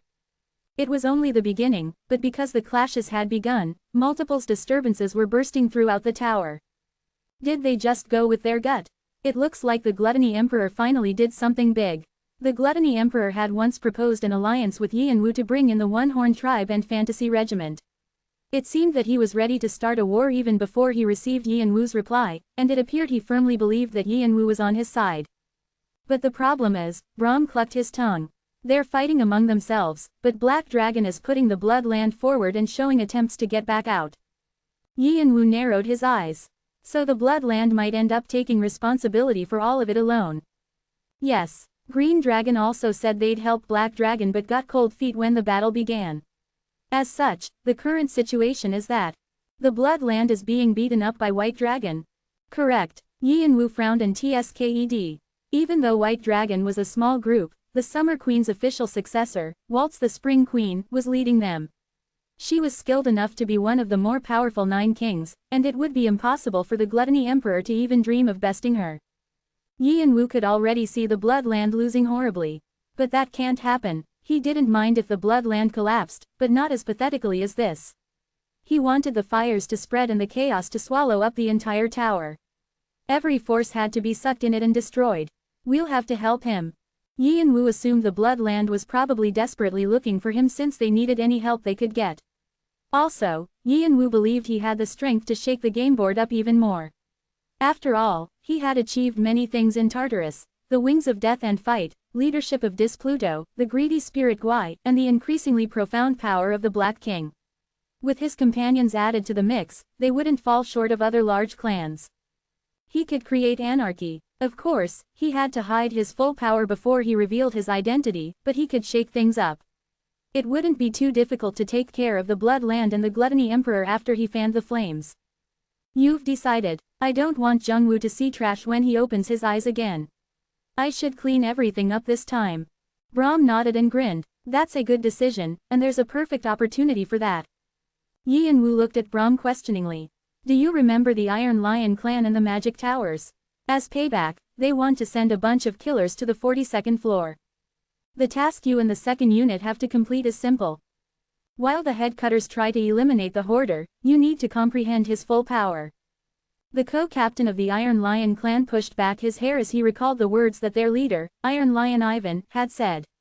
After their total defeat on the 5 Mountains of Penances, the Iron Lion clan's reputation as a mercenary guild had been damaged. It resulted in some disturbances within their order, and the other mercenary guilds they had enjoyed close relationships with began to distance themselves. Some even tried to take over the Iron Lion clan's spot. However, Ivan wouldn't accept this, and believing that it was a good opportunity to get rid of trash, he pulled out his own sword. Although the losses were great, the mercenary world grew more organized, and Ivan proceeded to create a mercenary alliance. His explanation was that the atmosphere of the tower had grown abnormal, and so the mercenaries needed to unite. But unless you were a fool, it was obvious whom Ivan was targeting. Will the captains plan to resist the Hoarder and those helping him work? Jonathan didn't believe it was a good decision to be at odds with the Hoarder. A mercenary needed to live as a mercenary. If they weren't free to do as they wished and forced into doing things, then what was the point? Ivan was going against the entire concept that made being a mercenary an attractive job. It might be because he wanted to retrieve his son or recover his hurt pride. However, considering the Hoarder's abilities, as well as the abilities of his companions and protectors, things wouldn't be resolved easily. Ivan knew this well, so he sent his co-captain to investigate the Hoarder's power when he reappeared in the tower after a year. What a headache! Jonathan was rubbing his temples when about 10 or so players walked towards him. Haha, the weather is quite nice. Isn't it perfect weather to slice someone's throat? Haha, all forces have gathered. Each of them exuded a fierce aura, and the one leading them had the eyes of a maniac. The group of 10 or so blood brothers were headcutters, who were well known among rankers. They had a habit of cutting off the heads of their targets and using them for decoration. They were cruel, and because they had many enemies, they lived in the shadows. However, they received many jobs because of their capabilities. Now, they were moving according to Ivan's request. As they'd discussed previously, they all chose the white team in the 40-second trial. Jonathan was displeased by their swaggering attitudes, but he didn't make a fuss over it. If they were the kind of people who cared, they wouldn't have accepted a suicidal job to hunt down the hoarder.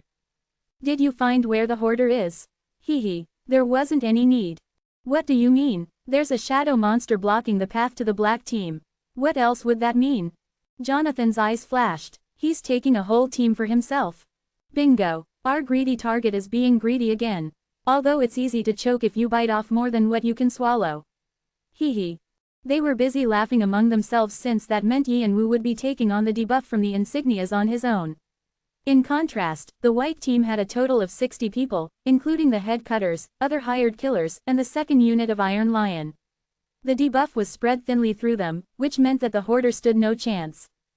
They already had the advantage of numbers, and if the hoarder wanted to debuff his own skills, they welcomed it heartily. It seemed like he was planning to die. However, Jonathan suddenly felt anxious. What's his plan? Why is he doing this to himself? He rubbed his right arm with a grimace. The section that the hoarder had sliced off still hurt. He knew that the hoarder wouldn't purposefully weaken himself without something up his sleeve. He was as sly as a snake.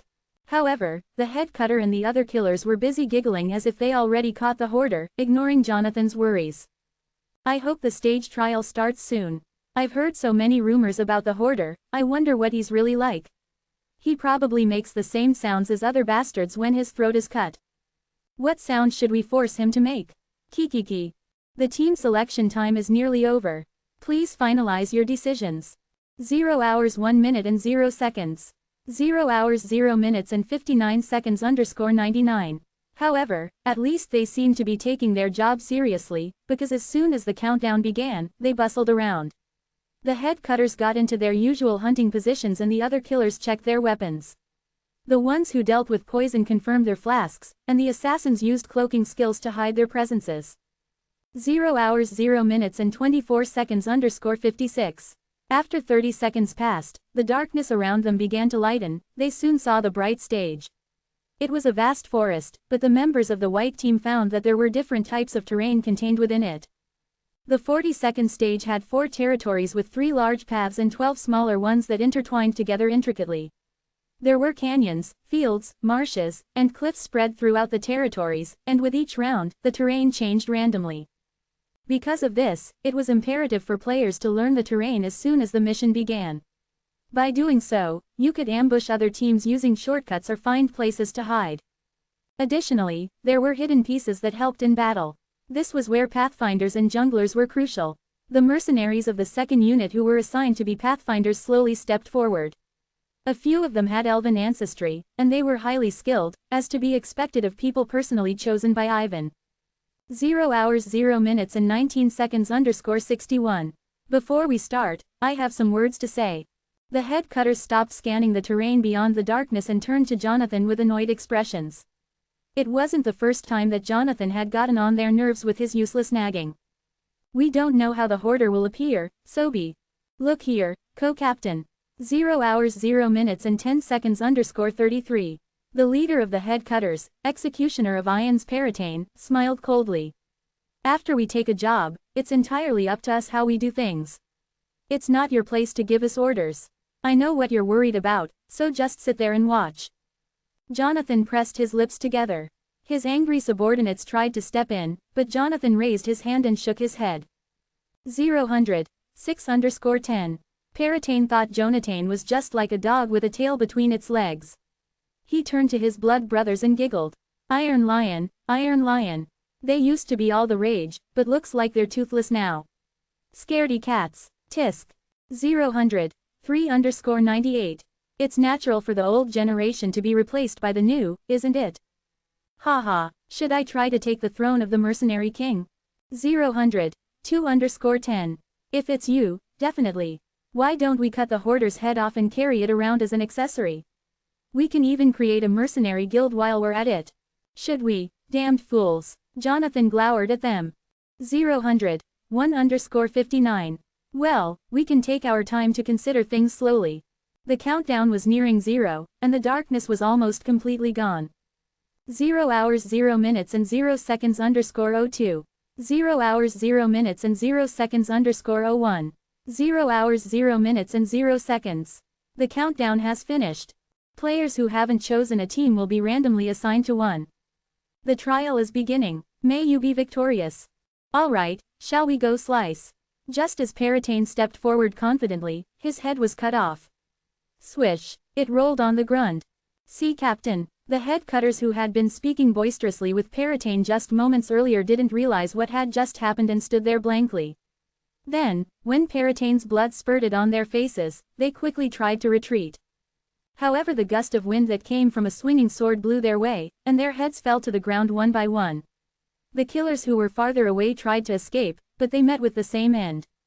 What is this? Let go. I said let go. Dark forms stretched out of the shadows to hold down the killers, the spirit Guai's eyes looking as though they were curved in happiness. Let go, please. The players struggled to push the shadows away, but the spirit Guai just tightened their hold and sucked the players into the shadows. Open corner bracket. You should know what you're going up against, you miserable idiots. Space opened and Hanryong appeared with ferocious eyes. He growled as he held his sword. Open corner bracket. Eat them all. At his command, the shadows rose like a wave and covered the white team. It wasn't just the white team's territory that was in uproar. Faust, how is a lich using Faust's magic? Run away, my magic, it's not working. Magicians dispatched from the Magic Alliance of the 5 magic towers had joined a different team as war mages. Among the different fields of magic were those that specialized in battle magic, and war mages were renowned for their prowess. The Magic Alliance had given them a remarkable amount of artifacts and ordered them to bring the hoarder back. But as soon as the trial began, they were powerless to resist the sudden attack. No matter how much they tried to set up barriers or resist, the magic power in their bodies didn't budge. They learned why when it was too late. A magic circle had been set up high in the sky. It was Evil Circle, the barrier that hobbled the magic power of those who were inside its area. Faust, whom all magicians revered, had invented it, but the barrier had disappeared along with him. And yet it had mysteriously appeared once more. Over the barrier, Inferno Sight looked down at them, and as soon as the magicians locked eyes with the owner of Inferno Sight, they stiffened, paralyzed like mice in front of a cat. The war mages realized their fates had already been decided even before the trial had started. The owner of those eyes had known their location and prepared a trap for them in advance. They had no way to avoid the magic attacks that came at them from the other magic squares that popped up. Even if they tried to escape, there was no way around the storm of shadows and souls, and the hand of death tightened around their necks. Open corner bracket. Impertinent dimwits. Boo raised the output of his magic power to sweep away all the fools that dared to injure his master. After the demonism left, he lost his memories and identity as Faust, but he still retained some of the less significant memories. The lawless book whirled quickly. There was a shrill cry as the spirit Guai dashed among the magicians and took their skeleton insignias. Hunden watches the battlefield. You have collected skeleton insignia times 5 feet from the white team. The debuff is being applied. You have collected skeleton insignia times 5 feet from the blue team. The debuff is being applied. The power, combat instinct, has successfully relieved the debuffs. Yianwu felt his body grow heavier, but the power he received from Ares managed to push most of it away. Combat instinct had an outstanding ability to remove anything that interrupted his ability to participate in battle.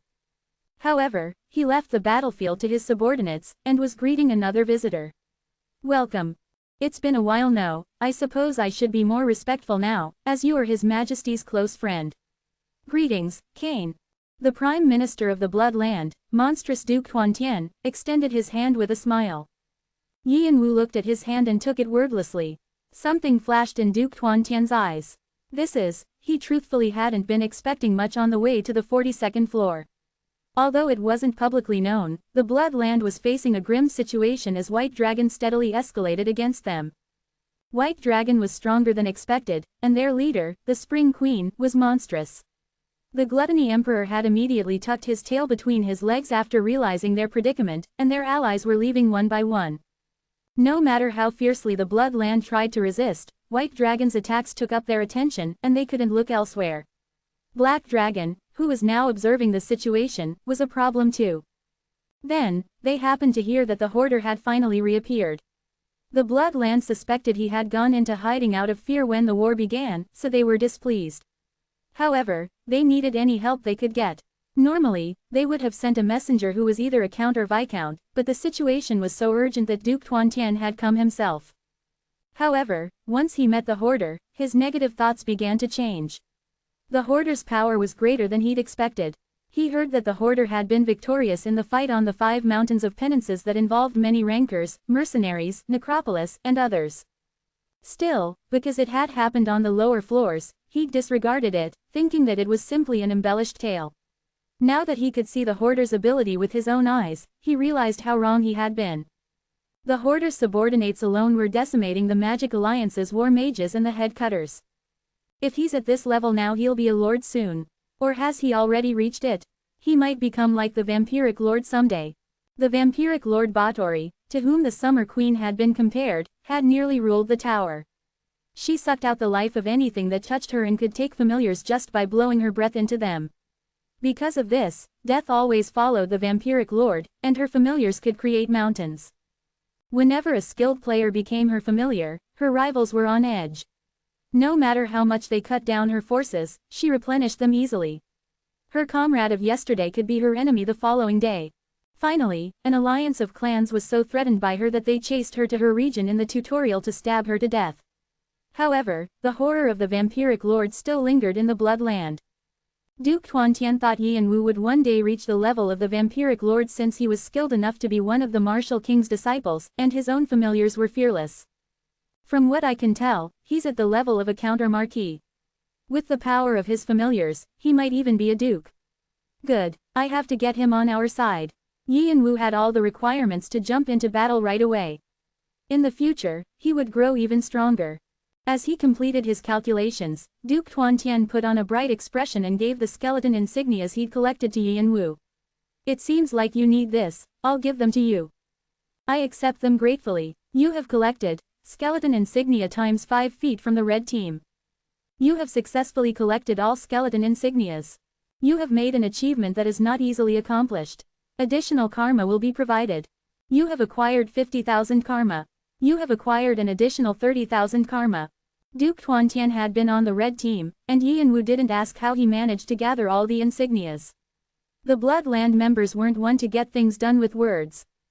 Actually, I should have brought a nicer gift since you are His Majesty's friend, but because the situation is urgent, I hope you forgive me for this rudeness. Duke Tuantian bowed courteously as though he were truly sincere. His etiquette was impeccable. Players who knew the Bloodland would have been shocked to see him. Members of the Bloodland were known for being elitist, and it was unimaginable that they would have such respectful attitudes to outsiders. Yin Wu's lips were twisted in a smirk as he watched. They must be under a lot of pressure. He'd been planning on interfering in the battlefield anyway, but if they wanted to come like this, he was ready to welcome them with open arms. However, I don't need to give in easily. His smirk deepened. I have to get what I can. His eyes flashed behind his mask. And I should reset the game to my taste. He didn't plan on just dominating the Bloodland and White Dragon. Yin Wu had a bigger picture in mind. He wanted to create a deep pit where all forces in the tower would fall in. Duke Tuantian was the right person to help him get this done. Since the Duke seemed to have something on his mind, all Yin Wu had to do was toss him the bait. Open corner bracket few, another victim for the conman has shown up. That temperamental close corner bracket Shannon was blabbing about something, but like always, Yin Wu ignored him. As I promised, I'll help you to the best of my abilities. Duke Tuantian's expression grew even brighter, but then it changed after Yin Wu's following words.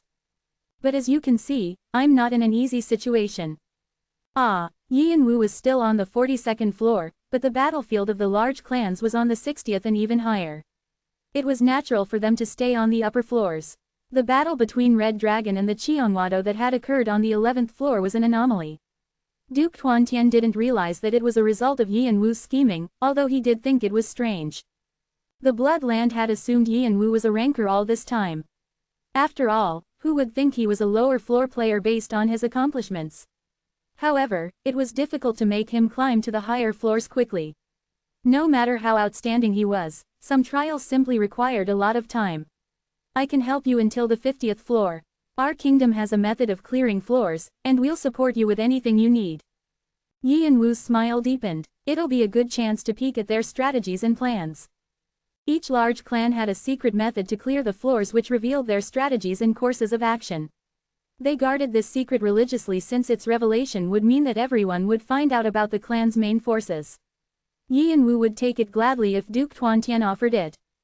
He could lie back and clear the floors easily while studying the Bloodland's weaknesses. They didn't know that they would be showing him their vulnerable belly. He could even find hidden pieces the Bloodland knew of that his brother hadn't been able to discover. And the artifacts that come with them will be a plus. I'll be able to acquire the Skeleton King tablet faster than I thought. The floors that numbered in the 40s contained the legacies of a being called the Skeleton King. Not much is known about the Skeleton King, just a few legends that have passed down. Some say he existed during the time of the draconic species and disappeared because of a curse from the last giant king. There's another rumor that he made a contract with otherworldly gods. However, the tablet that you can make after gathering all his legacies is very nice. Jung Woo had learned about it through the special benefit. Learning about the Skeleton King could be very helpful. He had the folklore of the giant species, which was rare in the tower, and had made connections to gods of other worlds. Boo will use it well if he has it. Even though he didn't state it, after remembering his identity as Faust, Boo desired to return to those days. Yi and Wu wanted to give Boo the Skeleton King tablet so Boo could grow. The first things he needed in order to complete it were the skeleton insignias in his hand.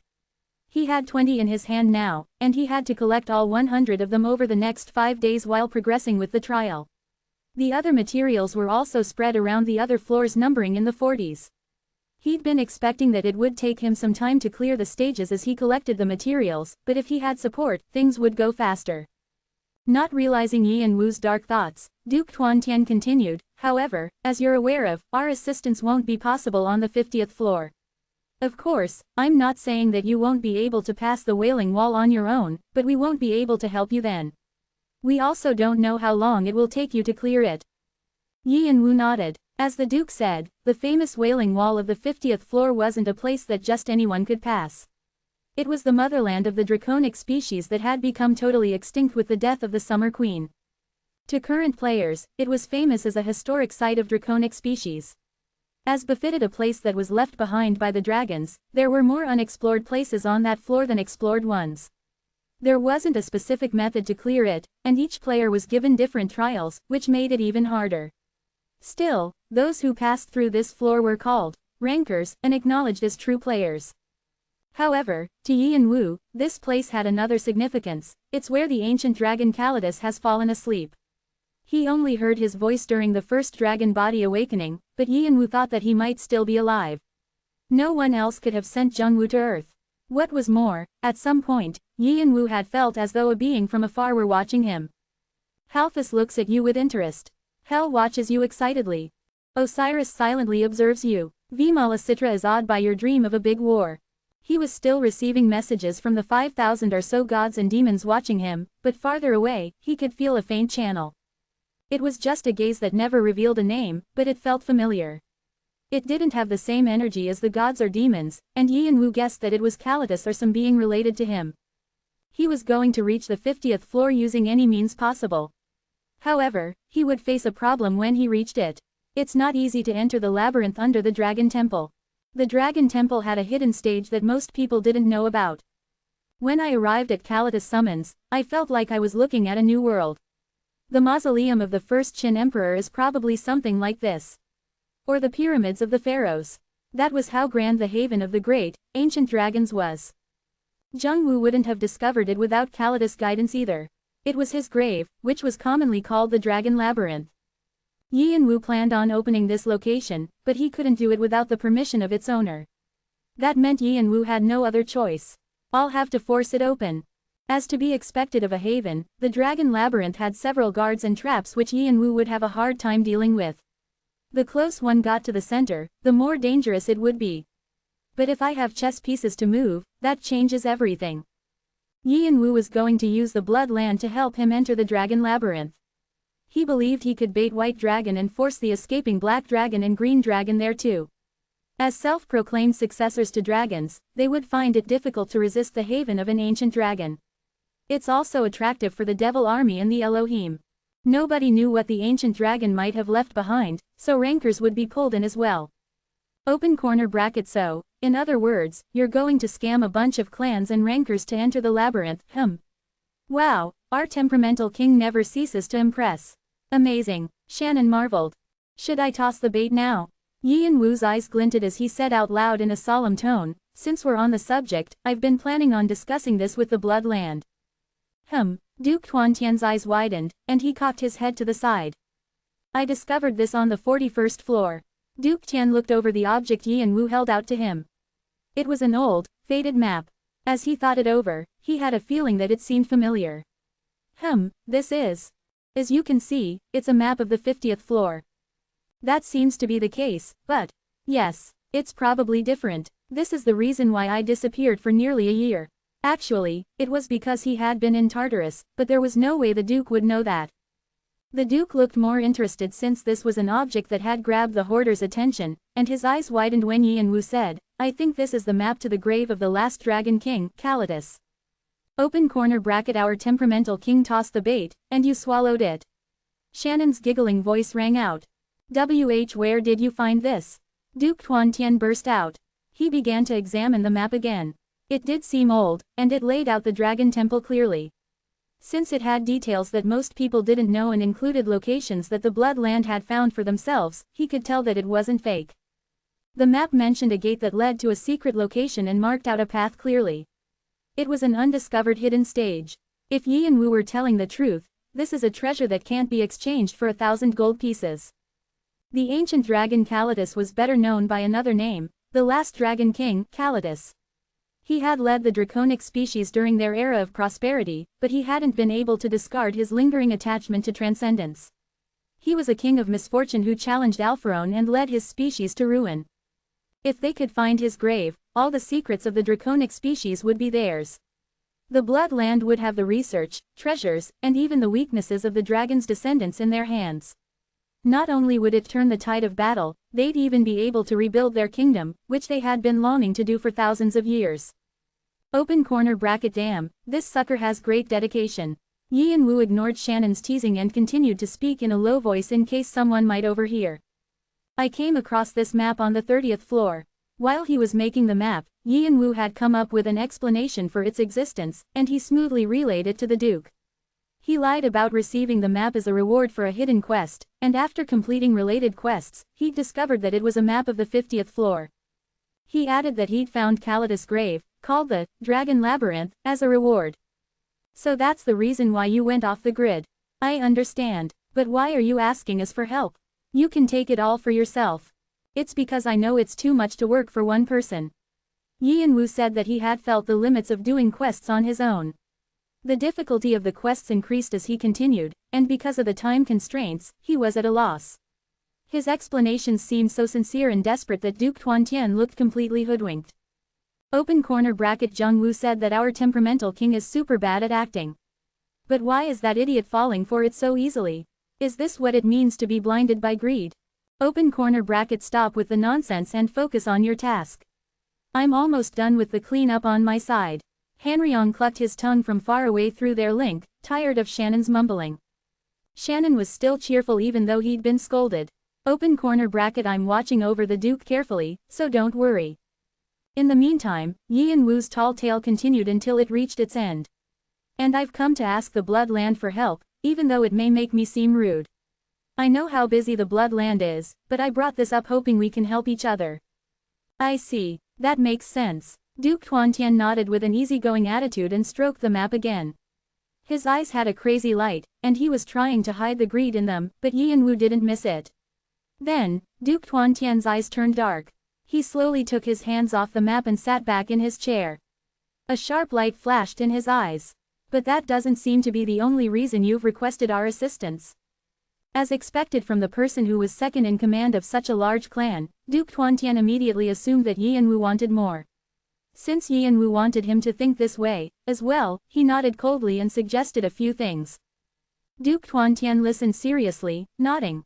He smiled and gave a few of his own opinions. I think that'll be fine. Good, let's do this. His smile was sharp and cold, just like the sword he was named after. Let's find the grave of the last Dragon King. Open corner bracket, it's a big one. Yi and Wu grabbed Duke Tuantian's extended hand. Under his mask, his eyes were curved just like the Duke's, but for a completely different reason. Open corner bracket, you know that I'm watching, but you're still trying to commit such amusing acts. How impertinent, human, swoosh. After Duke Tuantian left saying that he would make a report to the Gluttony Emperor, the Summer Queen appeared behind Yi and Wu with her sharp laugh and intense aura. She didn't have the powerful energy she possessed when she first left the Black King's power, but she exuded her will in her faint spirit body. Suddenly, Shannon appeared from Yi and Wu's shadow as well to protect him against the Summer Queen. Even though the Summer Queen had descended because of Yi and Wu's call, she wasn't a familiar like Shannon and the others were. Shannon had to be prepared because the Summer Queen was unpredictable. Open corner bracket, the loyalty of a dog to a new master is quite incredible. Of course, the Summer Queen couldn't harm Yi and Wu in her state, but she had lived for such a long time that it was hard to say what she'd try to do. However, the Summer Queen ignored Shannon's protectiveness with a laugh, thinking it was cute. Shannon had been a team leader who didn't even dare look at her when he was alive. He'd luckily grown this powerful being and was now glaring at her, his original master. However, she was more entertained than displeased. Even still, Shannon regarded her warily. She was his previous master, but he was now completely dedicated to Yi and Wu. Losing interest, the Summer Queen crossed her arms and looked down at Yi and Wu arrogantly. Yi and Wu was trying to bring down one of her legacies, White Dragon, but despite that, the Summer Queen was calm and even seemed amused. Red Dragon hurt Jung Wu. Yi and Wu no longer said that Jung Wu died. With Jung Wu's vestige body in the pocket watch, he didn't have to say it. Why, are you going to stop me? Open corner bracket, of course not. Do you think I'll have any attachments to my previous life? My descendants should take care of their own business. Unlike the souls of humans that wandered around the nether world, unable to let go, the draconic species let go of any regrets as soon as they closed their eyes. After all, they had lived long lives. The Summer Queen had a lingering attachment for Yi and Wu and resentment of Alpharon, but she no longer had any interest in her legacy. She wasn't foolish enough to have regrets, but she wasn't completely indifferent either. Is that how much you trust your children? Open corner bracket, I trust the eldest. Even though she's falling behind her younger siblings. Open corner bracket, that's just how it is. Only the strongest survive. That is a rule that never changes no matter how much the times change. The Summer Queen didn't seem to be too concerned about her children ruining her legacy. She believed that after they chewed each other up, the last one standing would take everything. She was also certain that it would be her eldest, the Spring Queen, Waltz. You're saying I should take them down if I can. Open corner bracket, a king is only qualified to rule if he vanquishes his rivals and overcomes challenges. Try as much as you want. Yi and Wu slowly took off his mask and swept his hair back. His fierce eyes pierced through the Summer Queen. Although Jung Wu had forgiven her, he hadn't. However, the Summer Queen only laughed as if she didn't care if he exhausted himself trying to cut down her legacy and disappeared. She used a small amount of the Black King's power to freely come and go, and Yi and Wu couldn't stop her. Yi and Wu stood, putting the mask back on. The trigger had been pulled. Now, all that was left was to move forward to his goal, the 50th floor. Just as he was about to turn around, something occurred to him. Adora should be on the 50th floor around this time. There wasn't a day when he didn't think fondly of the drinks he'd had with Fant and Adora a long time ago. Rumble. Rain poured down in sheets. This is Jonathan. Iron Lion Ivan ducked away from the umbrella his subordinate was holding up and stood in front of the coffin. His voice was dry, as though he weren't feeling any emotions. However, those around him knew he was pressing down his fury with preternatural strength. We discovered him alone with his eyes closed on the 42nd floor. We apologize. The death of their co-captain, Jonathan, had been a great shock to the Iron Lion clan. Although he lacked too many things to be considered skilled, Jonathan's warm personality had made him seem almost like a maternal figure to those who led the rough life of a mercenary. He was well respected not only by the Iron Lion clan but by many others in the mercenary world, and it was hard to find mercenaries who weren't indebted to him. Although the mercenary alliance had been forced on them, they were united in their fury at the hoarder who had killed Jonathan. Fool. Ivan felt like he knew why Jonathan had made the decision to go to the 42nd floor. Jonathan had been depressed after losing many of his subordinates on the 5 mountains of penances. He didn't express it openly, but those close to him knew that he felt guilty about making the wrong judgment and causing so many deaths. Ivan had tried to comfort him by saying there were always losses and victories in battle, but Jonathan couldn't shake it off. When he heard that the hoarder had reappeared, he said he'd step up himself. Knowing the danger, Ivan tried to stop him, but Jonathan had been unshakable. Ivan ended up agreeing to let him go only on the condition that he left as soon as it got too dangerous. In the end, Ivan's worries had become reality. He knew why Jonathan had returned as a corpse. The forced alliance was already bleeding with fury and hostility. With his death, Jonathan was hoping that something greater would bind them all. Ivan felt like his right arm was being pulled out, but he clenched his fists, not wanting to lose the opportunity Jonathan had given him. He rubbed the coffin, and when he stood up, his eyes were ice cold. Daham. Yes, sir, the third captain, who was now the co-captain, bowed. The investigation of the hoarder is over, I presume. Yes, sir, we're in the process of organizing the results. Players inevitably left traces whenever they battled, and they had investigated the hoarder's combat style by examining the corpses he left behind. What's the conclusion? We'll have to take a closer look, but if we face him directly, we'll sustain a lot of damage. It was already known that the hoarder was a lord with many familiars. Ivan didn't think they'd be able to avoid the losses either. You said the Magic Tower people are at headquarters now, right? Yes, they proposed an alliance with us. The surviving members of Triton, Necropolis, emerging clans, and rankers have also sent emissaries. The movements of the Iron Lion clan weren't limited to the mercenary world. Those who resented the hoarder, envied him, and were wary of him were also on the move. They were planning the first large conference at the Iron Lion clan's base. They didn't have an official name, but they called themselves the Anti-Hoarder Clan Alliance. That's how much trouble he's caused. But it isn't enough, we should render our prey completely powerless. Ivan muttered to himself. He remembered something and turned to Daham. That one horned tribe member who was close to the hoarder, Demon Beauty. She's challenging the 50th floor, yes. Yes, that's correct. Ivan smiled crookedly. There's nothing better than a little bait to force someone's hand. As soon as the conference is over, send forces over.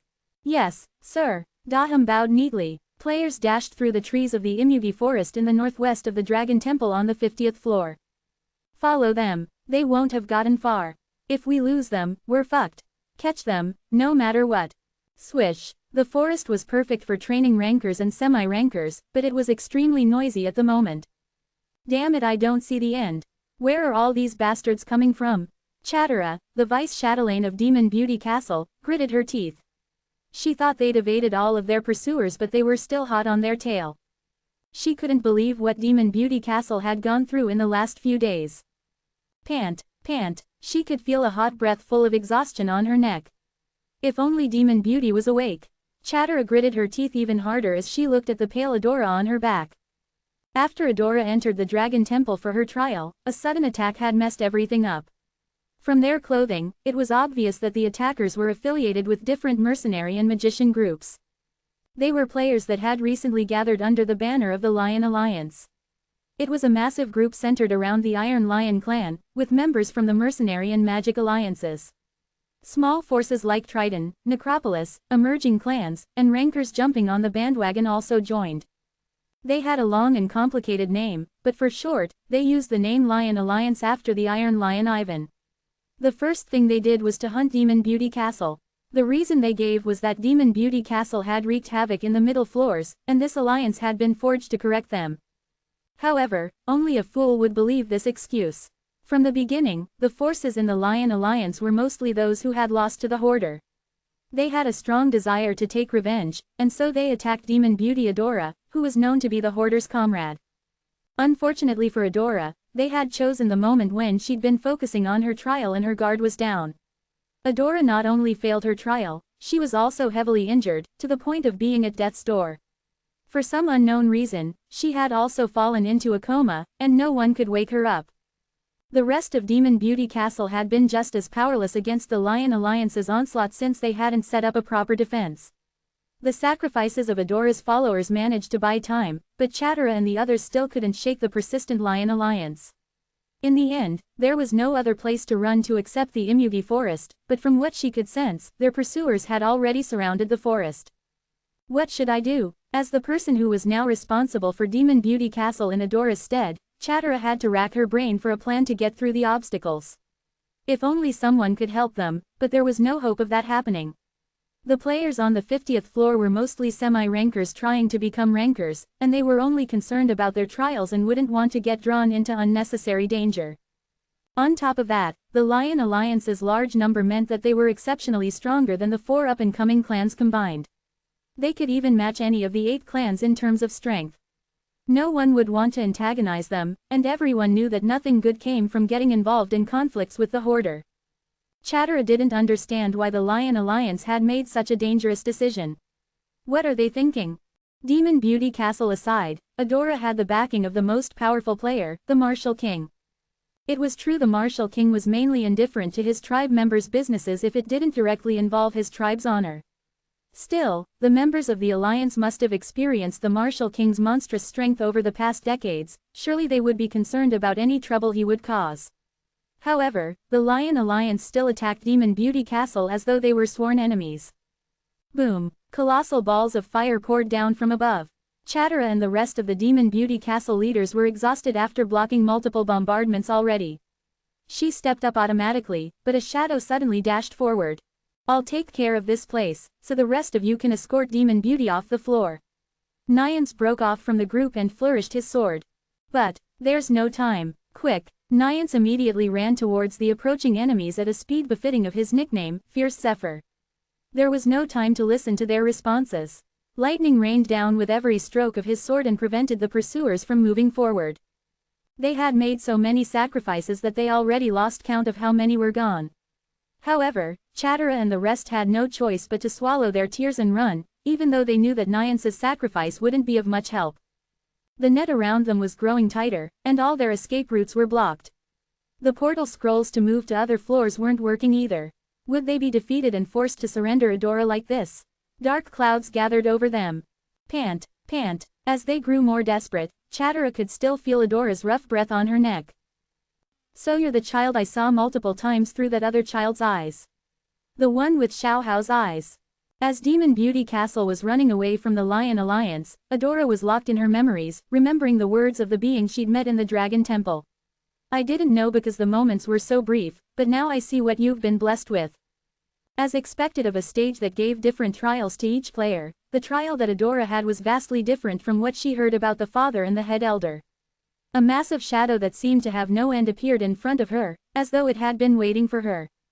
After opening her insight, she realized that it was a dragon greater and more immense than the Summer Queen, whom she had seen once. The dragon looked into Adora's eyes with its gigantic golden ones as it said those mysterious words. Adora wanted to ask who that child was, what she was blessed with, and who the being in front of her was, but for some reason, she couldn't speak. The things she saw in the dragon were too mighty.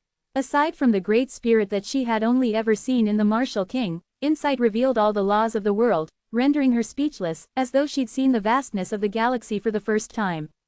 It seemed to hold the secret of the Yang sword that she had been investigating.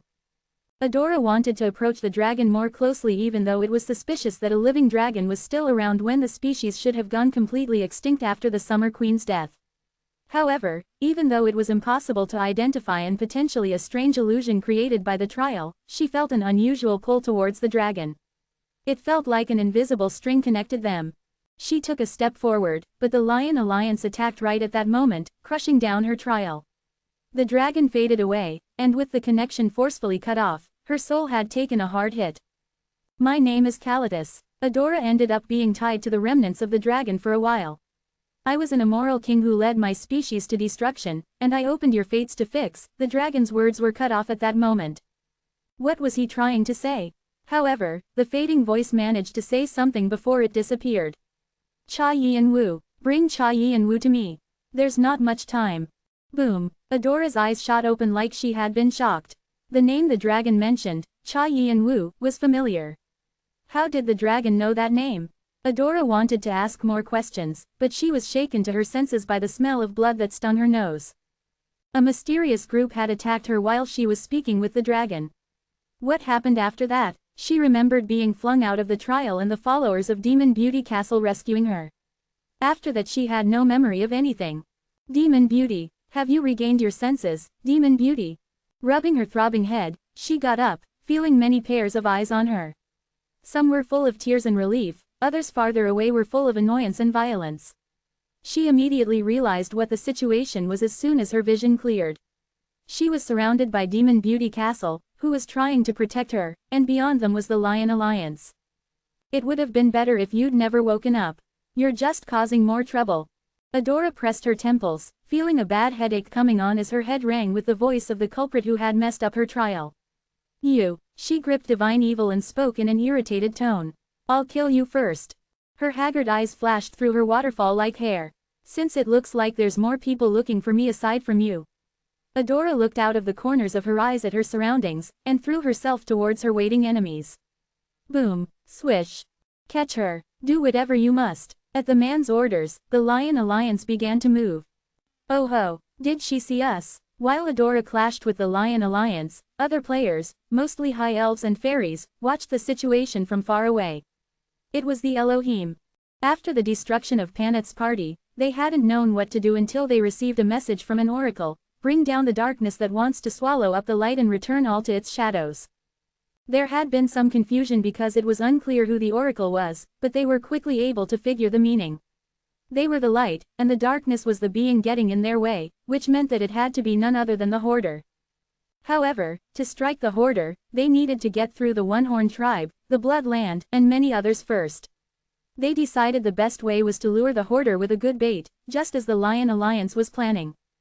They'd been lurking in the shadows, waiting for the waters to churn so much that their target would fall into their net, but it seemed like they'd been caught out. Oh well, Urosh, the leader of the 7-member squad, the special forces of the Elohim, and the head of the High Mountain family, swept back his hair and began to move. The Elohim has won the move. We should jump in too. The Elohim weren't the only ones watching. The Plague Ghost Kindred smiled cruelly under his hood. The followers of the Devil Army followed behind the Elohim, narrowing their net around Adora. Cain, I'll pluck those impertinent eyes of yours out this time. Kindred said ominously, his voice rising like a ghost scream. Adora's on the 50th floor. It was at that moment that Yianwu heard the news about Adora. Duke Tuantian had been the one to bring Yianwu the news about Adora. He'd come across it by accident on his way back to Yianwu with the Gluttony Emperor's approval and the greatest attack team of the Bloodland. His eyes. He had brought it up to encourage Yianwu, thinking they could use the help of the One-Horn tribe while they were at it. But the moment he saw Yianwu's eyes, Duke Tuantian was taken by surprise. He coughed, pretending like nothing was the matter once he realized how obvious his sudden wariness had been, but Yianwu's sharp expression didn't change. Tell me what happened in detail. Duke Tuantian didn't even notice that Yianwu was no longer speaking formally to him. Do you remember the Mercenary Alliance and Magic Alliance you've clashed with before? Groups like Triton and Necropolis have gathered with them to target Demon Beauty. Yianwu listened in silence. Because of that, Demon Beauty was heavily injured on the 50th floor, but the problem is that the Elohim and the Devil Army have also jumped into the fray. The Elohim and the Devil Army? Yes, it wouldn't be an exaggeration to say that the groups you've had conflicts with have all joined in. Duke Tuantian shook his head. Yianwu nodded after thinking over his explanation and walked past him. It was only a flash, but Duke Tuantian didn't miss the coldness in Yianwu's eyes. There's gonna be quite a mess. He crossed his arms and a corner of his mouth rose. He had already forgotten how flustered Yianwu's eyes had made him and was now in high spirits. The angrier the Hoarder was, the better it was for him. A lanky man quietly approached the Duke. He's quite rude, completely different from how Father described him. Why did Father tell you to work with such a rude guy, Master? You cannot judge someone by his appearance, Your Highness. He will be a very nice ally for us. Please calm your anger, Your Highness. The man was the Crown Prince of the Bloodland, Prince Domo. He frowned in displeasure. He couldn't refute his admirable master, Duke Tuantian, but he looked irked, nonetheless. Anger filled his eyes as he looked at Yianwu's back. Duke Tuantian had to appease his disciple, who would be his future king. It wasn't that he didn't understand where he was coming from. As the Crown Prince of the Bloodland and the only son of the Gluttony Emperor, it was natural that he would be accustomed to deference. Powerful rankers always bowed their head to him, and he always got everything he wanted. However, the Gluttony Emperor had suddenly given him an order while he'd been resting comfortably, as always, follow the Hoarder and learn from him. To Prince Domo, the hoarder was just a cocky vagabond who was overconfident because of his recent fame. He didn't understand why he had to follow someone like that. What was he supposed to learn? However, his respected father had requested this with a serious expression that he hadn't seen in a long time, so he couldn't refuse. He knew what his father would do if he resisted. Like my other siblings, he'll put me on the table. Prince Domo didn't want to follow in his dead siblings' footsteps, so he ended up accompanying his bodyguards and Duke Tuantian. His bodyguards were all some of the most powerful players within the Bloodland, and the Gluttony Emperor had picked each one himself. However, he didn't realize that they were also the eyes and ears of the Gluttony Emperor, and they kept a constant watch over him, silently evaluating him. Duke Tuantian didn't mention any of this and rushed to appease the prince. You know that His Majesty isn't one to say silly things. He must have a reason to wish that you learn from the hoarder. But we'll become enemies with the Devil Army and the Elohim if we work with him, right? It's true we're going to chop them up and serve them someday, but I don't think anything good will come from creating hostilities now, Master. Duke Tuantian's warning pricked Prince Domo's conscience, but he didn't take back his opinion. Duke Tuantian nodded. He knew that the prince wasn't completely wrong. We're also concerned about that, but we've decided that the kingdom has more to gain this way. The Dragon Labyrinth, I hope it's as useful as it's been made out to be. I don't wish for it to get in our way. Realizing that his opinion didn't matter, Prince Domo stuck his lower lip out and grumbled. He didn't express any more of his displeasure, but his glaring eyes didn't move from Yianwu. Duke Tiantian just watched him. If he wasn't a fit successor to the throne, jealousy would blind him. However, if he was capable, he'd learn something from the hoarder. And as he expected, it took less than a day for Prince Domo to completely change his mind. You have succeeded in clearing the beasts Lava Beast and Ice Witch. The trial of the 44th floor is finished. Will you move to the next floor? Damn it, again, it hasn't even been that long since we cleared the 43rd floor. The challenge of the 44th floor was to subjugate beasts that lived in the center of areas with lava and ice. However, to get to them, you had to hunt different monsters at different stages. It was famed for being difficult to clear because the monsters were all buffed. Yianwu had asked Prince Domo and his bodyguards to take care of the monsters and vanished. Then, a few hours later, he had done the impossible task of felling the two beasts at once. Considering the fact that both beasts could easily gulp down rankers and even the Bloodland was forced to create raid teams to clear the floor, it was a jaw-dropping feat. That was already shocking enough, but 43rd floor ranking. 1. Unknown. 2. Nayu. 3. Adora. 44th floor ranking. 1. Unknown. 2. Adora. 3. Ka Jungwoo. First place. Are you kidding me? Even though he had cleared through the floors at such a rapid pace, the first place in the rankings always went to Unknown, whom everyone knew was Yianwu. How was that possible? The others took months, years in some cases, to clear a floor. It was already surprising that he could get past the two floors in a matter of hours, but Yianwu was even affecting the rankings of each stage. However, Yianwu's surprises didn't stop there. The trial of the 45th floor is finished. Will you move to the next floor? The trial of the 46th. The trial of the 47th. The trial of the 49th floor is finished. Huff, huff, huff. Please, stop, slow down, I'm dying, let's continue after a break. Ow. Yianwu crushed the floors without rest, leaving Prince Domo and his bodyguards almost delirious from exhaustion as they followed him. They were tasked to get rid of the smaller monsters, take the debuffs, and look for items while Yianwu focused on the main stage. Of course, since most of the bodyguards were rankers, the trials were doable. However, there was a huge difference between taking your time and running through the trials without rest. Clearing through all the floors in the 40s in a single day was crazy. By the time they reached the 49th floor, their faces were pale from fatigue. Even when they pleaded with Yianwu to rest, their pleas fell on deaf ears. In fact, he even increased his speed. The exhausted bodyguards dropped off one by one. Still, most of them tried to stick to him because Prince Domo was still following Yianwu tenaciously. Is it possible? Is he really only a player on the lower floors? The rumors were true. Prince Domo's impression of Yianwu slowly changed as he followed him. They went from disgust, shock, detestation, jealousy, and finally, envy. He's so cool. Prince Domo's eyes filled with envy as Yianwu cleared the stages almost effortlessly. It was exactly what he wanted to be in the future. dominating the trials on his own and moving casually to the next floor as though it were no big deal. His impression of Yian-Wu as a vagabond disappeared, and only the desire to be like him remained. He finally understood why his father and master had told him to follow Yian-Wu, and his perception of the world did a 180.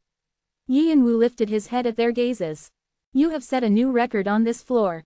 Will you register your name in the Hall of Fame? You have refused to register your name. Your record has been deeply engraved in the tower. You can register your name whenever you wish. Will you move to the next floor? As always, he left his name as unknown in the Hall of Fame. Finally, he reached the 50th floor. Whoosh! This is the 50th floor, the gate of the Dragon Temple. The smell of dry sand came wafting through the air. I've finally arrived. This was the place he urgently had to reach after hearing Kalida's voice once his dragon body awakened for the first time. He'd also been desperate to come here after Jung-Woo's vestige body had woken up. It had taken him longer than expected. Still, his heart was beating so hard, it could explode. The godly society less than Asgard greater than is greatly surprised by your feat of clearing through the floors in the 40s in a single day. The godly society less than Chan sect greater than watches you. The demonic society less than L'Infernal greater than has reached an agreement to end the discussion about your level. The voting is in process. There are societies that have not voted yet, so please wait. The responses of various gods and demons popped up. Yian-Wu didn't care that they were still discussing his level, but Olympus, who had been interested in his every action, was still quiet. Was the battle in Tartarus still ongoing? Mother Earth might have schemed something with the Elohim, getting them to chase after Adora. Yian-Wu quickly expanded his territory of recognition and searched for the location that had the most commotion. He instantly spotted an area with intense waves of energy. The northwest, Imugi Forest. It was so far away that he couldn't be sure, but Adora's side seemed to be in critical danger. I'll go first. You can follow me. At those words, Yian-Wu left behind the exhausted Duke Tian-Tian and the bodyguards, speeding towards the forest. Swish. As they watched Yian-Wu fade away into a small dot, Prince Domo and the bodyguards looked incredulous. It was unbelievable that Yian-Wu still had so much strength after crushing the previous floors. Then, they turned to each other. I guess we have to go, since we're here to help. Damn it. The weary bodyguards were forced to get back up at Prince Domo's words and began to run towards the Imugi Forest, where Yian-Wu was headed. Swish. Yian-Wu continued to race forward. The stage of the 50th floor was centered around a holy territory and split into different types of terrain. There are steep mountains, dense jungles, and vast seas. Out of all the floors in the tower, the 50th floor has the most diverse terrain. The 50th floor is based on an old home of the draconic species, and since different types of dragons liked different types of terrain, the stage had to accommodate that. Red dragons like volcanoes, blue dragons the ocean floors, golden dragons the floating islands in the skies, and so on. The characteristics of each terrain were unique, and so are the hidden pieces that can be gained. As Yian-Wu observed the terrain with his extended territory of recognition, he moved along the shortcuts he remembered from the diary. When he was halfway across a mountain range, he could see a tall cliff in the south rising over fields. A colossal temple that could hold thousands of people sat on the cliff. The combined temples of the three Norns on the 16th floor couldn't even hold a candle to this temple. There were players struggling to climb the unkempt, rickety path to the temple. Information from the diary flashed through Yian-Wu's head. Of all the areas on the 50th floor, the first thing that comes to everyone's mind when they speak of that floor is the holy territory at the center. It's the training area commonly called the Wailing Wall. It was the infamous wall that countless players had challenged for thousands of years. As if evidence of its age, there were innumerable markings on it, traces of the struggles of skilled players who were desperate to become rankers, their blood, sweat, and tears. However, Yian-Wu knew that under all those marks were even deeper ones, the traces of dragons who had struggled against the wall called Alpharon in order to gain transcendence, just like the players who were forced to stop by the Wailing Wall. No one remembered it anymore, but the ancient dragon Calidus had requested Jung-Woo, whom he designated as his successor, to remember. Yian-Wu had to put aside the emotions that his brother must have felt back then and dug around in his pocket, pulling out the skeleton insignias. Token of the Skeleton King. Category: Amulet. Rank: Unknown. Description: a token of a forgotten species that contains a secret. If you don't find clues about its secret, you can only use it as a simple charm. However, the spiritual energy exuded by the token reveals that it is an item with a relatively superior divinity. The more you earn, the greater its effect. The legacy of the Skeleton King was a tablet that was considered a clue to the existence of the giant species. His brother hadn't been able to uncover its secrets despite repeating his special benefit over and over. Nearly nothing was known about the giant species because they had gone extinct sooner than draconic species. What was more, most of their relics were pretty much gone because of the tricks the gods and demons played. They left behind descendants who were half giants, but they knew next to nothing about their ancestors. However, Yi and Wu did have some basic instructions on the Skeleton King tablet. Clatter. The tokens floated out and began to fit together piece by piece until a large bead-like object appeared in his palm. The bead glowed with a white light like porcelain from the Joseon era. It was called the Skeleton King's Bone Relic. Skeleton King Tablet. Category: Amulet. Rank: Unknown. Description: a legacy left behind by the last king of a forgotten species. If you cannot uncover the secret of the old species, you will not learn any details. However, the spiritual energy exuded by the tablet reveals that it is an item with a relatively superior divinity. It is especially effective with the dark or evil element. Boo. Boo appeared through darkness and bowed. Open corner bracket please speak. Eat. Open corner bracket thank you. As Yi and Wu tossed the Skeleton King tablet over, Boo caught it in his mouth and swallowed it. When it knocked against his hard jaw, it broke into smaller sections before he absorbed it. Some might think it was a waste to use the tablet like this, since it could be a clue to uncovering the secret of the giant species. However, Yi and Wu believed that it was more important for the hungry Boo to gain more power rather than look after something that might forever elude him. Swoosh. The inferno sights in Boo's eyes blazed as black energy hovered above his body. Open corner bracket Boo's emotions had been dulled after he became undead, but at this moment, he was drunk with delight. He had learned about his former power when he'd received darkness from the demonism and briefly had Faust's memories. This made him realize how powerless he was now in comparison. Compared to Faust, he was like a speck of dust. In fact, how could a skeletal witch doctor with a shaky jaw even be compared to a great scholar who'd created the Emerald Tablet through a transaction with an otherworldly god? He worked harder than ever to regain his identity as Faust. He even wanted to reach a higher position than the one he'd had. Only then would he be able to better serve his master, Yi and Wu. In the past, Faust had failed, but he couldn't do that this time. Because of this, he tried to be as independent of the darkness as possible. He attempted to become stronger to regain his old memories and power on his own. Yi and Wu knew Boo's desperate desire, so he handed the tablet over without any hesitation. However, Boo didn't seem to undergo any superficial changes despite growing 30 centimeters. But Yi and Wu could see from Boo's inferno sights that Boo had changed. Hellfire that seemed to come from the deepest crevices of hell flickered in them. Just as Shannon and Hanryong had overcome their levels to be reborn as Death Nobles, Boo had shed his status as a lich and had been reborn as a higher being. Boo, Witch Doctor, has surpassed his limits to be reborn as an Elder Lich. He has successfully restored most of his past memories. He is aware of his identity as Faust. However, due to the transaction with an otherworldly god, important information has been sealed. A new transaction with an otherworldly god is required to acquire it. The Sudden Quest Lost Memory has been created. Sudden Quest Lost Memory. Description: with much effort, Boo has regained his identity as Faust with his old memories. However, not all of Faust's memories and powers have returned. Memories of the creation of the Emerald Tablet that birthed the Philosopher's Stone are still foggy because an otherworldly god has touched his memory. To regain this memory, a new transaction is necessary. Otherwise, you must look for clues about Faust's past. Follow the traces of Faust in order to regain the lost memories. Time limit. Rewards. 1. Faust's remaining memories. 2. Transaction with an otherworld god. 3. Clues to the true Emerald Tablet. Yi and Wu swiped the quest window down and gave Boo an order. Go. Open corner bracket yes sir. Boo read Yi and Wu's plans through their connection and bowed, disappearing in the darkness. A much darker and fiercer demonic magic flickered. Soon, Yi and Wu reached the coordinates he'd found after arriving on the floor. Below a ridge, he could see groups of players fighting intensely in the forest. Adora was gasping for breath, holding herself up with divine evil. Her white uniform was covered in dust, and blood dripped down her forehead. Her comrades from Demon Beauty Castle had surrounded her protectively, but most of them had dropped to the ground. Not many were still standing. Enemies approached her, dripping with murderous intent. They seemed to think of Adora and Demon Beauty Castle as prey that they'd already caught because they were beginning to squabble among themselves. Yi and Wu immediately recognized the Elohim, the Devil Army, and the Lion Alliance. It was just as Duke Tuantian had described.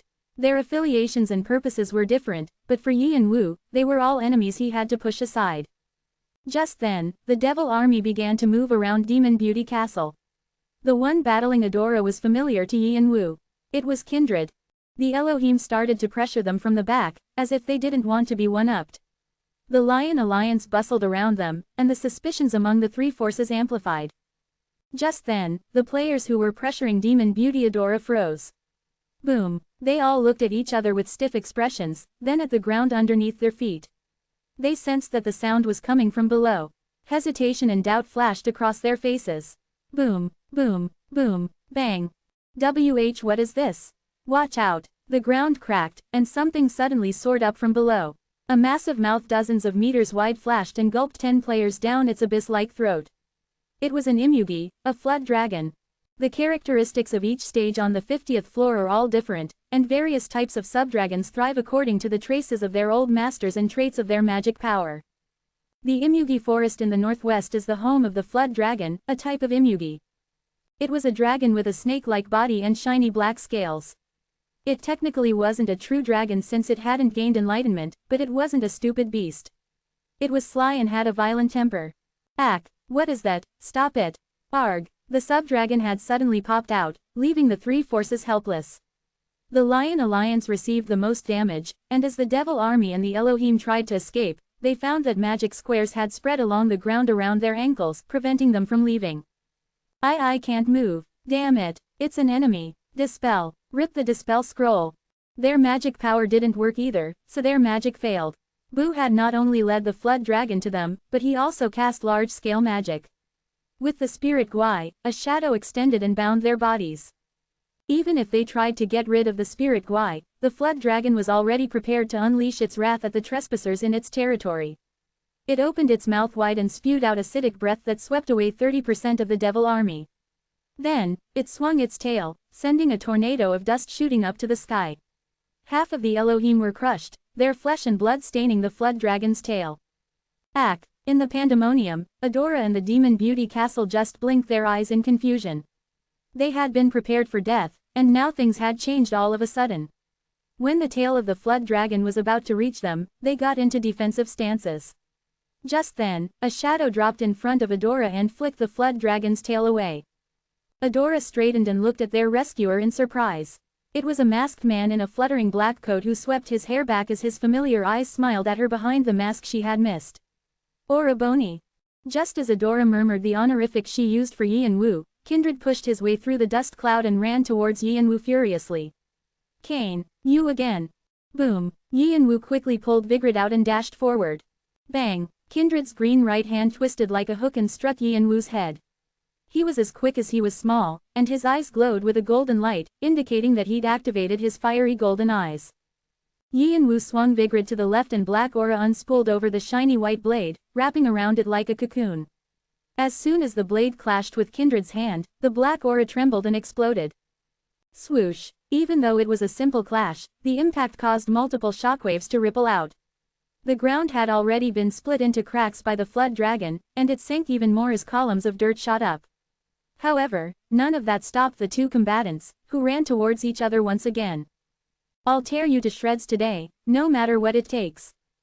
I'll send you to your beloved heavenly demon's side first. Oh wait, I guess he won't accept you since he's already abandoned you, How dare you run your mouth like that? Kindred reddened and his attacks took on more strength as Yi and Wu pointed out the Devil Army's weakness. Whoosh! Flames blazed along his hand and the atmosphere began to burn. Open corner bracket Kya, our temperamental king has a way with words now. Yi and Wu let Shannon's words enter one ear and flow out the other as he stabbed Vigrid deep into the fire. Vigrid, releases a hidden true name, Durandal. Folklore. Gust of wind. Boom. Vigrid unleashed great winds that swept away the flames, and in an instant, it dug deep, restricting Kindred's movements with the 8 extreme swords little by little. Ring. Yi and Wu circulated his magic power to its maximum, swirling it around Kindred. When he added heaven bracket, it was like a storm of magic power raging around Yi and Wu. Shwu. Fiery golden eyes. Draconic eyes. Black Gubatera, philosopher's eyes. He didn't forget to divert more power to his eyes in order to catch Kindred's nimble actions. The 3 layers of eyes predicted and tracked Kindred's movements as he tried to escape the storm. He cut Kindred's ankle. However, Yi and Wu held back from spreading his sky wings. I have to hide the wings for now so I can use them in a surprise attack later. The more cards he had up his sleeve, the sweeter his revenge would be. Since he was planning on fighting the Gluttony Emperor and the head bishop, he was careful not to reveal his full power. Besides, even without his sky wings, he could hold his own. He had already reconstructed his body with the admin system in Tartarus, and after succeeding to the throne of the underworld, his growth was worthy of close attention. Since he already had the ability to kill gods, he didn't fall behind the 9 kings even without opening his sky wings. Rumble. Yi and Wu slashed Vigrid down, flinging Kindred away as fire lightning rained down. Kindred gripped his burns, shocked. How? He knew that Yi and Wu was strong enough to disconnect the head bishop's link after absorbing the great sage's exuvi, and he remembered how Yi and Wu had defeated him in Walpurgisnacht. But he still considered Yi and Wu nothing more than a rookie, just like the other sadhu on the 5 mountains of penances. It was beyond shocking to him that Yi and Wu managed to push him back like this in such a short time. Yi and Wu's growth was unbelievable. Ignoring Kindred's shock, Yi and Wu unfurled his fire wings and dashed towards him again. Swish. Kindred's childlike face hardened and his only thought was to defeat that rookie. Since he'd only targeted Adora to force Yi and Wu out, it would be good to end things at this point. Whoosh. His fiery golden eyes grew brighter, as if they were about to burst into flame, and dark demonic energy with golden light shot around him. Open angle bracket fiery golden eyes black close angle bracket. Open angle bracket demonic spirit close angle bracket. Open angle bracket possession, monkey king close angle bracket. The black demonic energy and golden light combined, blazing violently. The heavenly demon in the devil army's legends was also the dawn demon who created fire, and the power Kindred expressed was a spark the dawn demon had used called pure fire. Kindred pushed his hand forward, and the pure fire flowed along his body to his fingertips, taking the form of a long club. It seemed he had created a substitute for the pieces of the Ruyi Bang that Yi and Wu had stolen from him. Pure fire and Vigrid clashed against each other, creating another shockwave. Even before the weapons touched, the pure fire gathered around Yi and Wu like will-o-wisps and transformed into clones of Kindred. It was the cloning technique the Monkey King had used many times in the past. The Kindreds all shouted in one voice, "I'll kill you."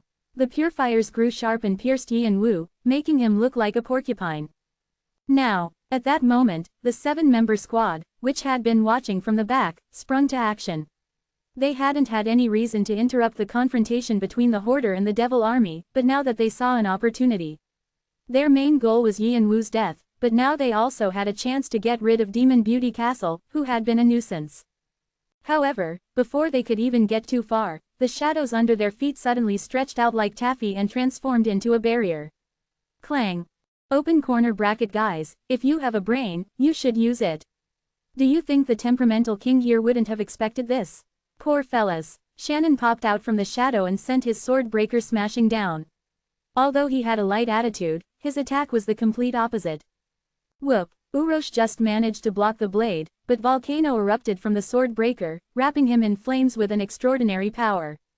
At the same time, tentacles of darkness grew from the ground and lashed around. Ack, what is this? The 7-member squad was befuddled.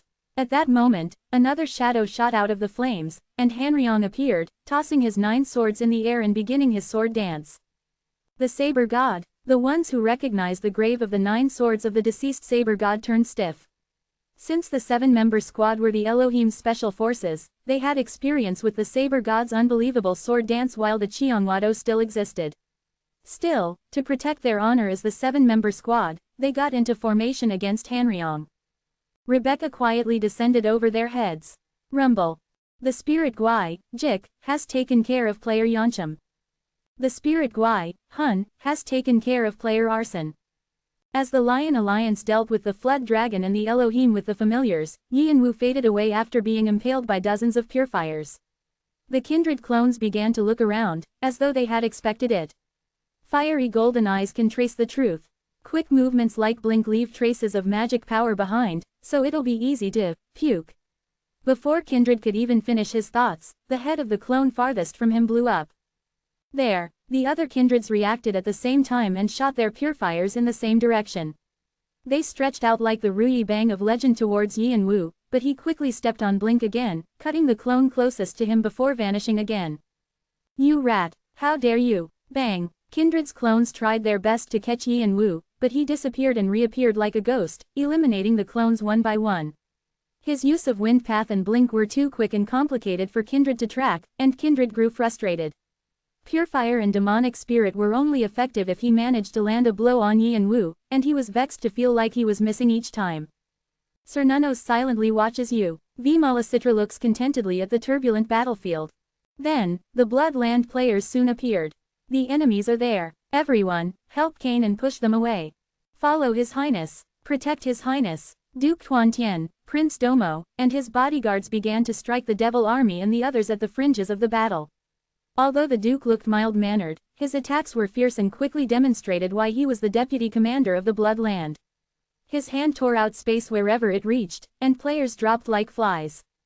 Prince Domo contributed effectively, as well.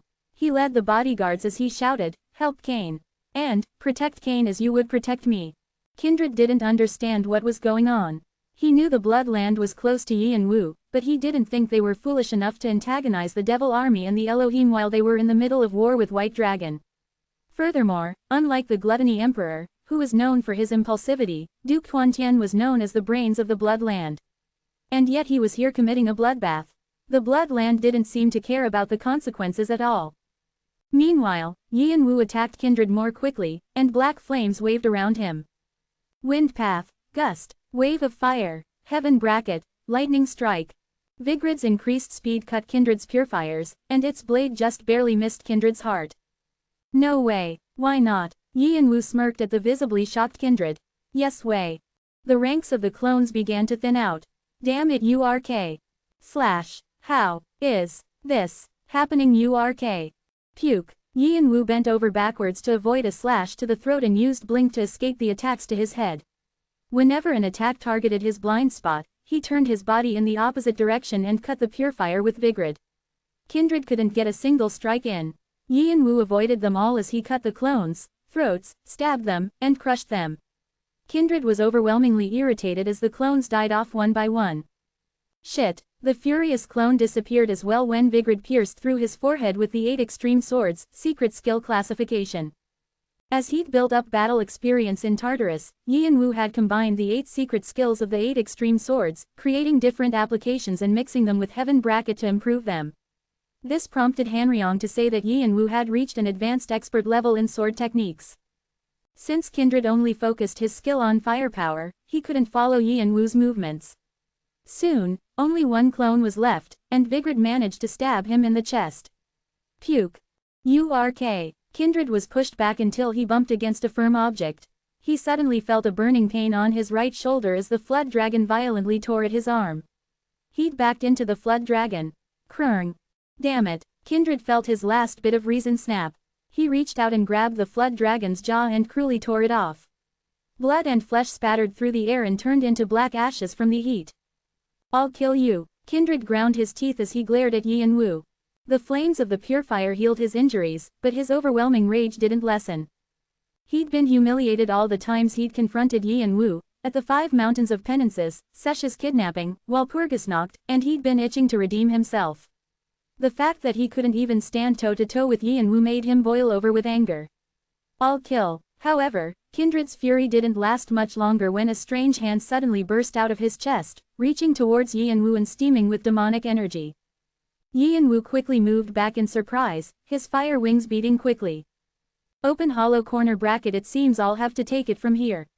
Rest. A voice growled, and a darkness spread from Kindred's chest and swallowed up his entire body until it began to take on another form. It was an old man, his hands clasped behind his back. Yan Wu's eyes darkened. The demonic energy that emanated from the man wasn't normal. This is the first time we've met, yes. The old man smiled warmly at Yan Wu. However, Yan Wu also noticed that the old man's smile didn't reach his eyes, which remained sharp. It was true that they hadn't met before, but Yan Wu immediately recognized him. He would never forget those eyes, and he had to force back his instinctive urge to unfurl his sky wings. The old man smiled in response. It was the leader of the devil army himself.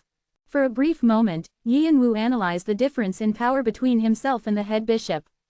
Time difference. The head bishop was one of the strongest players in the tower, and he would be too difficult for Yin Wu to handle with the power he currently had. He was confident that he wouldn't lose, but he wasn't sure he'd win, either. He thought back to the time when the bishop had descended into Doyle's body. He'd been very strong then, and now that he was appearing in his actual body, Yin Wu would probably have to open sky wings and release all his powers to even have a shot at victory. For a moment, he contemplated revealing his full power to take care of the head bishop. No, not yet. He might have considered it if they were fighting one-on-one, but with all the eyes watching them, he needed to hide his power as best as he could. He would open his sky wings when it was the right moment to take his off-mask. It wasn't time yet. All else aside, if the head bishop also has a hidden card up his sleeve. From what Yin Wu knew, the head bishop could barely move at this point as his body continued to crumble after being rejected as the heavenly demon's official apostle. Yin Wu believed that was the reason why he tried to take over the heavenly demon's other aspect, the Monkey King, and enter Doyle to take over his body. However, the head bishop looked perfectly healthy now. There was no indication of his body's imminent destruction, even when Yin Wu observed him with his draconic divine eyes. He was near perfect, which was impossible unless the heavenly demon had decided to acknowledge him. It meant one thing. Did he discover some method? While Yin Wu was in Tartarus, the head bishop had found a solution. Yin Wu didn't know what it was, but if the head bishop had regained his strength, Yin Wu couldn't afford to take him lightly. Of the 9 kings, the bishop was the only one strong enough to be compared to the martial king. However, since he had appeared, Yin Wu couldn't just walk past him either. Just as he was considering his next move, the head bishop suddenly appeared in front of him. What are you thinking about? Yin Wu's eyes widened as he quickly spread his fire wings to create a distance between them. His quick flowing time cracked like glass. Your reaction time is impressive, as are your instincts. Very good. The head bishop chuckled lightly as he looked on the wary Yin Wu. Yin Wu's back dripped with sweat as he retreated. He followed my flow of thinking. Time difference allowed its user to quicken their speed of thinking to help them assess a situation. It was now Yin Wu's signature ability, and hardly anyone could catch up to the speed of his thinking, apart from superior divine beings like Athena and Mother Earth. They had a different concept of time from ordinary players, and so they found it easy to interfere. However, the head bishop was definitely not a divine being, even though his power was greater than those of the lower divine beings from Tartarus. However, he was hardly the equal of superior divine beings. How was it possible? Do you want to know? The head bishop smiled faintly as if he knew what Yin Wu was thinking. I've temporarily left the god who abandoned me and received help from his friends. Thankfully, they listened to my pleas. Friends, wishes. These were mysterious words, but it was clear that the head bishop had contacted something powerful enough to allow him to move around like this. I can't tell you the details right now. But since it's you, I don't mind answering a few questions. I like you a lot. Will you join us? He extended a hand towards Yin Wu. The battlefield was still in pandemonium with the jumble of multiple forces, but time flowed around him in a tranquil manner as though it had frozen. Yin Wu snorted, lifting a corner of his mouth. You don't like me. You're only after the potential of the heavenly demon. Yin Wu had crushed the head bishop's plans and swallowed the Monkey King in his stead. That meant if Yin Wu so desired, he could become another aspect of the heavenly demon. He was a vessel that the devil army would want more than Doyle. Oh dear, you noticed. The head bishop took back his hand as though he were embarrassed and scratched his temple. Then, he smirked and clasped his hands behind his back again. Then you must know why I'm here. As soon as he finished speaking, the head bishop suddenly disappeared and reappeared in front of Yin Wu. Boom. Then, he spread his palm open and brought it down. However, Yin Wu calmly thrust Vigrid up, and black aura collided with the head bishop's demonic energy and exploded. Columns of flames from wave of fire soared to the sky, but the head bishop waved his hand gently and pushed it away. At the same time, he stretched his other hand forward, his sleeves fluttering as the shadows of his hand multiplied. They approached Yin Wu, looming over him, each one with the power to shatter mountains. Yin Wu didn't face the shadows directly. Instead, he unfurled his fire wings with blink and wind path and distanced himself even more. Where do you think you're going? I'm not done speaking. The head bishop attempted to approach Yi and Wu, closing the gap between them. Sorry. Yi and Wu just smirked. I'm not the one who needs to speak to you right now. The head bishop stopped chasing Yi and Wu and looked up to see something large falling from the sky like a meteor. Boom. The head bishop quickly raised his hand and flicked the object away. Although he was strong enough to push away Yi and Wu's wave of fire, the object, which looked like a giant ball of flesh, only jiggled as it bounced away, landing not too far from where he was standing. The ball of flesh turned out to be the greasy-faced gluttony emperor, who licked his lips as he looked at the head bishop. He shook himself lightly and began to transform. Crunch, crunch, his flesh grew firm and then was pulled tight as he became an emaciated man with sunken eyes. It was hard to believe he had just been the roly-poly gluttony emperor. The gluttony emperor smiled with his teeth bared and shouted, "Who dares behave so rudely to my friend? What a nasty person!" With the gluttony emperor's transformation, loud drum rolls echoed from the fringes. Thump, thump, thump. The blood-scented battle drums thundered whenever the Bloodlands army marched in war. Past the drumbeats, the military song soared. The head bishop turned his head in their direction and frowned before looking back at the gluttony emperor. "Are you saying you'll go to war with us?" He realized that the gluttony emperor's sudden appearance was something Yi and Wu had planned with the Bloodland. "Why not? I heard that white dragon is in the middle of beating you all up." "Ha ha ha, victories and defeats are common in war. Even if we lose the battle, it won't matter if we win the war." The head bishop looked from the gluttony emperor to Yi and Wu as the emperor laughed maniacally. "You're thinking of raising the stakes because things are already messy and prevent any one group from making a move. Are you planning a great war? Think what you want. Now, shall we see how much the meat of religious fanatics has ripened? Kikiki. The ghosts of the fallen empire are maliciously influencing the living in modern times. They must be removed through any means." The two hurled themselves at each other. Boom. While everyone was frightened by the sudden collision between the 9 kings, Yi and Wu reached Adora. "Oriboni, let's leave this place to them and get out of here." Yi and Wu held Adora by the waist as he spread his fire wings. Just moments ago, she had been fighting violently, but in Yi and Wu's arms, her cheeks flushed slightly. Rumble. Various battles were still ongoing. Open corner bracket leaving after causing trouble. Phew, there's no one like our master. He could hear Shannon's teasing, but like always, Yi and Wu ignored it and left the battlefield. Equals. Damned fools. Anastasia swept her hair back and cursed Yi and Wu. She didn't know why the most annoying things always happened whenever he was involved. Master. Victoria, who had been helping Anastasia, carefully called her. Anastasia clucked her tongue, thinking if it wasn't for Victoria, she wouldn't be so involved in the tower's matters. She shook her head. "No. Why is that?" Khan raised his head with an outraged expression. Anastasia scowled. If there was someone who annoyed her as much as Yi and Wu, it was this one right here. The guy that muddled her one and only disciple's head. Anastasia promised herself that she would blast him away if he acted impertinently one more time, no matter how much her disciple tried to stop her. She looked down at the patient she had just examined. Doyle lay in bed with a pale face. "What do you guys think channels are? Antennas that can easily be attached and removed. The disturbance of the channels connected to this child is too severe. He's already had one channel ripped from him, and it hasn't even healed yet, but to force another one off. This child's soul won't remain intact." Anastasia snorted at the shocked Khan and Victoria. Furthermore, the beings connected to this child seem to be high and mighty fellas. Beats me how he found them. Others would kill to have a channel with just one of them. Tisk. First, it had been the heavenly demon, and now, it was Mother Earth. It would be completely expected for a mere mortal's soul to be blown apart just from the connection to these beings. Anastasia didn't say any more. She knew better than anyone else what the dangers of divine beings were. It was the reason why she had used fellas, despite knowing that many gods and demons were looking in their direction. It was related to the past she had hidden from everyone, but she didn't mention it. There must be a way if we think about it together. Khan's eyelashes quivered. After enduring so many rough experiences, he thought that he could finally relax, and he never imagined this would happen again. He didn't know if bright days would ever appear in their future, and it pained him. Victoria rubbed Khan's back, feeling sorry for him. Whoosh, Anastasia thought to herself as she let out a long breath of smoke. What a load of bullshit. She'd seen this happen so often that she wasn't even affected anymore.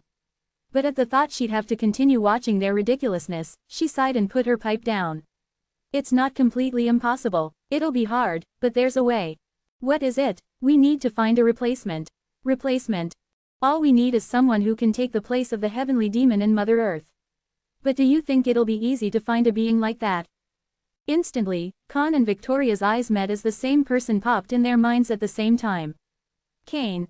They knew Yin Wu had succeeded to the throne of death from Hades. Although he hadn't achieved exuviation or transcendence yet, he had the qualifications. Moreover, there was that being who had borrowed Yin Wu's body when dealing with Alpharon. It was the being that had given Yin Wu invincible strength. They guessed that it was still inside of Yin Wu. Wouldn't it be possible for Yin Wu to replace the heavenly demon in Mother Earth? It would be difficult, but it was worth a try. And it would be best to search for that replacement right away. I've forced this child to sleep like this, but no one knows when he'll wake up. And when he does, he might not be the child you remember anymore. There wasn't much time. Khan and Victoria looked at each other and nodded with heavy expressions. The regiment leader is out. Kreutz brightened at the news the first squad's vice commander, Lil, brought. As soon as he had ascended from Tartarus, he requested to meet the regiment leader upon his return to the fantasy regiment. However, Lil had told him not to expect too much because the regiment leader was focusing on enlightenment and it had been a while since they had heard from him, too. Still, Kreutz said that he'd wait until he received a response. Yin Wu seemed to have no inclination to visit the fantasy regiment. If people needed him, they could go find him. In the meantime, it was time for the fantasy regiment to decide on their stance when it came to Yin Wu. From what Kreutz had seen during the time he'd stayed by Yin Wu's side, the tower would be centered on Yin Wu in the future. Whether they wanted to become his enemy or his ally, they had to take an unambiguous position. Personally, he thought it would be better to become Yin Wu's ally, even if it could have dangerous consequences. He had waited patiently for a response until he heard news about trouble erupting on the 50th floor. Then, a sense of urgency overcame him. Fortunately, Lil had shown up with her response just in time. However, Lil seemed displeased. She knew how important this time was to the regiment leader, and she thought of Kreutz as a pest. Yes, since you've been so insistent, he said that he would make time for you and come out of the training area for a while. You have to use the time you have with him wisely. You fully understand how important this time is for the regiment leader, right? Kreutz nodded solemnly. He had seen himself how much the regiment leader had prepared to go into secluded training. Then follow me. I'll take you there now. Kreutz followed Lily to a cave which had multiple security systems in place. You could only reach the center after passing through several complicated procedures. As much as possible, refrain from speaking impolitely to the regiment leader. Our leader seems significantly exhausted already. When they reached the last checkpoint, Lil activated the equipment on the wall as she warned him. The wall of the cave moved to reveal a man sitting quietly in lotus position with his eyes closed. He seemed frail, like a scholar, but the aura he emanated was out of the ordinary. The man slowly opened his eyes, which flashed through the darkness. All restoration is finished. Mother Earth has been designated as a virus, and all remaining energy belonging to her has disappeared. The stage can now function properly again. The trembling stage of the 36th floor quietly settled down, almost completely normal after the mess caused by the clash of two great beings. It had to be a guy like him. The Guardians looked fatigued. They had run around busily restoring the stage without any sleep because the impact of the descent of Alpharon's true body had been so great. The thought of it happening again left them even more exhausted. Now that Yin Wu had accepted the Black King's powers, Alpharon's wariness of him meant that their conflict would continue to affect the tower's fate. Where has Yvelk gone? Where else do you think? He probably went to chat. He's bold. Yvelk walked somewhere, ignoring the other guardians, words as his, ohio, laugh boomed. Up ahead, a shadow with a vaguely human form was getting ready. It was difficult to see it clearly because a fog obscured most of it. It's quite a shame you can't die even though you wish to. Alpharon turned around at Yvelki's words, pausing his preparation of shukuchi. A brief moment of silence passed between the two of them. Yvelk could feel Alpharon's sharp gaze, but he didn't show anything and maintained a smiling expression. However, that smile didn't reach his eyes. Open hollow corner bracket. What are you saying? Ohio. What else would it be? I'm wondering if the time you have been longing for has finally come. Isn't the Black King good enough? Open hollow corner bracket. I don't know what you're talking about. With those words, Alpharon disappeared. He had sensed the pressure coming from the creator gods and progenitor gods growing stronger on the 77th floor now that the wall was weaker. Yvilk smirked as he pushed his monocle up. He'd noticed the quaver in Alpharone's voice. While the Gluttony Emperor was clashing with the head bishop and Yi and Wu was escaping with Adora, Duke Tuantian and Prince Domo led his bodyguards out of the battlefield. Things seemed to be going according to plan for now. Duke Tuantian nodded with satisfaction. The first step of the plan to find Kalidas' grave he had set up with Yi and Wu was now completed. The Lion Alliance, the Elohim, and the Devil Army had moved to catch Yi and Wu, but the tides had turned when Bloodland jumped in. With the involvement of the Gluttony Emperor, White Dragon would be pulled in one direction, Black Dragon's focus would turn back to them. On top of that, it was apparent that the Fantasy Regiment and One-Horn Tribe were ready to act, as well. With all these groups involved, it was certain that other groups would also begin to take interest, and chaos would spread in an instant. The flames are being ignited in different directions. If news of Kalidas' grave is added as a fuel to the fire, Duke Tuantian's eyes flashed. Everything will explode. The plan Yi and Wu had proposed was very simple, to bring as many competing groups to the 50th floor as possible and push them towards Kalidas' grave. It was only a matter of time before the grave would be found. Their strategy was to create a confusing situation before that happened. There's no better place to confuse one's judgment than in muddy waters. They could take items for their gain and cause internal strife in other groups. Bloodland may have been cornered, but now, they would not only turn the tables, but also find the legacy that Kalidas had left behind. Duke Tuantian calculated that they had a 60% chance of success. However, there was one thing he was concerned about. Haha, Master, did you see that? I never imagined a guy like that would ever exist. He didn't just clear through the floors in the 40s but is toying with all these different forces. Father's insight is amazing. Prince Domo had turned from Yi and Wu's hater to his fan in the span of a day, and he wouldn't stop singing praises of Yi and Wu. Seeing someone close to his age with such abilities didn't make him jealous. Instead, he considered Yi and Wu his role model. His Highness is someone who will lead Bloodland in the future. He should be envied by others, and the fact that he envies someone else, Duke Tuantian thought of Yi and Wu as someone who needed to be brought in as Bloodland's subordinate. If that wasn't possible, he needed to be removed. Right now, he was still weak, but he was too dangerous to simply keep as an ally. We just need to squeeze out what we can get.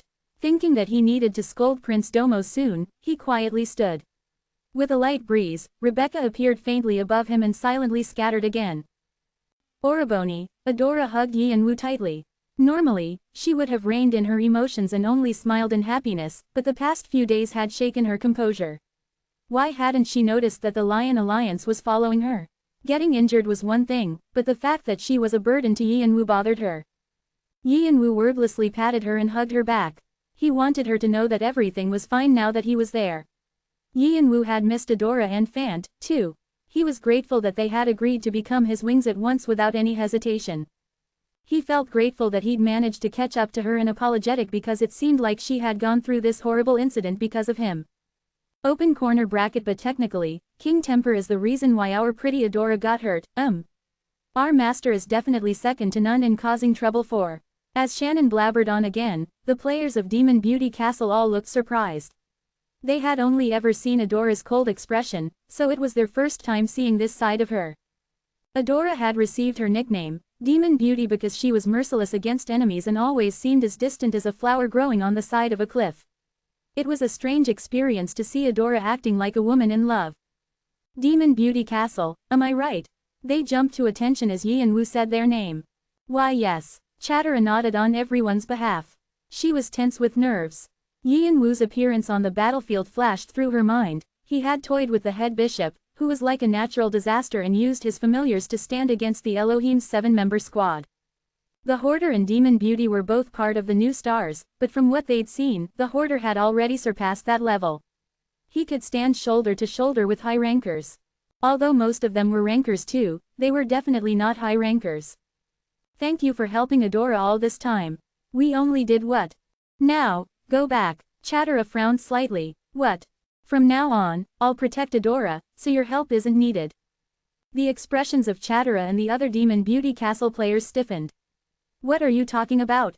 We've sworn our loyalty to Demon Beauty during. From what I heard, Adora didn't pay too much attention to you. You followed her and created an organization on your own. Didn't you do it for your own convenience? They were speechless. From now on, I'll accompany Adora, so you should go back. Chatara ground her teeth. In other words, he was telling them to get out of his sight because they were useless. The problem was that he was telling the truth. Demon Beauty Castle was an organization that formed without Adora's permission. And after the attack by the Lion Alliance, their organization was destroyed and couldn't be rebuilt. They were nearly worthless now, but Chatara didn't want to be pushed away like this. She and her comrades followed Adora for different reasons, but they all shared the same passion to be with her. For a moment, she looked at Adora. Adora's eyes had darkened, and Chatara couldn't read what Adora was thinking. They'd seen that expression many times, but what did it mean? If Demon Beauty tells us to disappear, then we will do it, since we followed her even though she didn't give us permission. However, Chatara paused, then continued speaking again after glaring at Yi and Wu. Even you cannot ignore what we've done to protect Demon Beauty. We risked our lives to get here, so I think we have the right to that.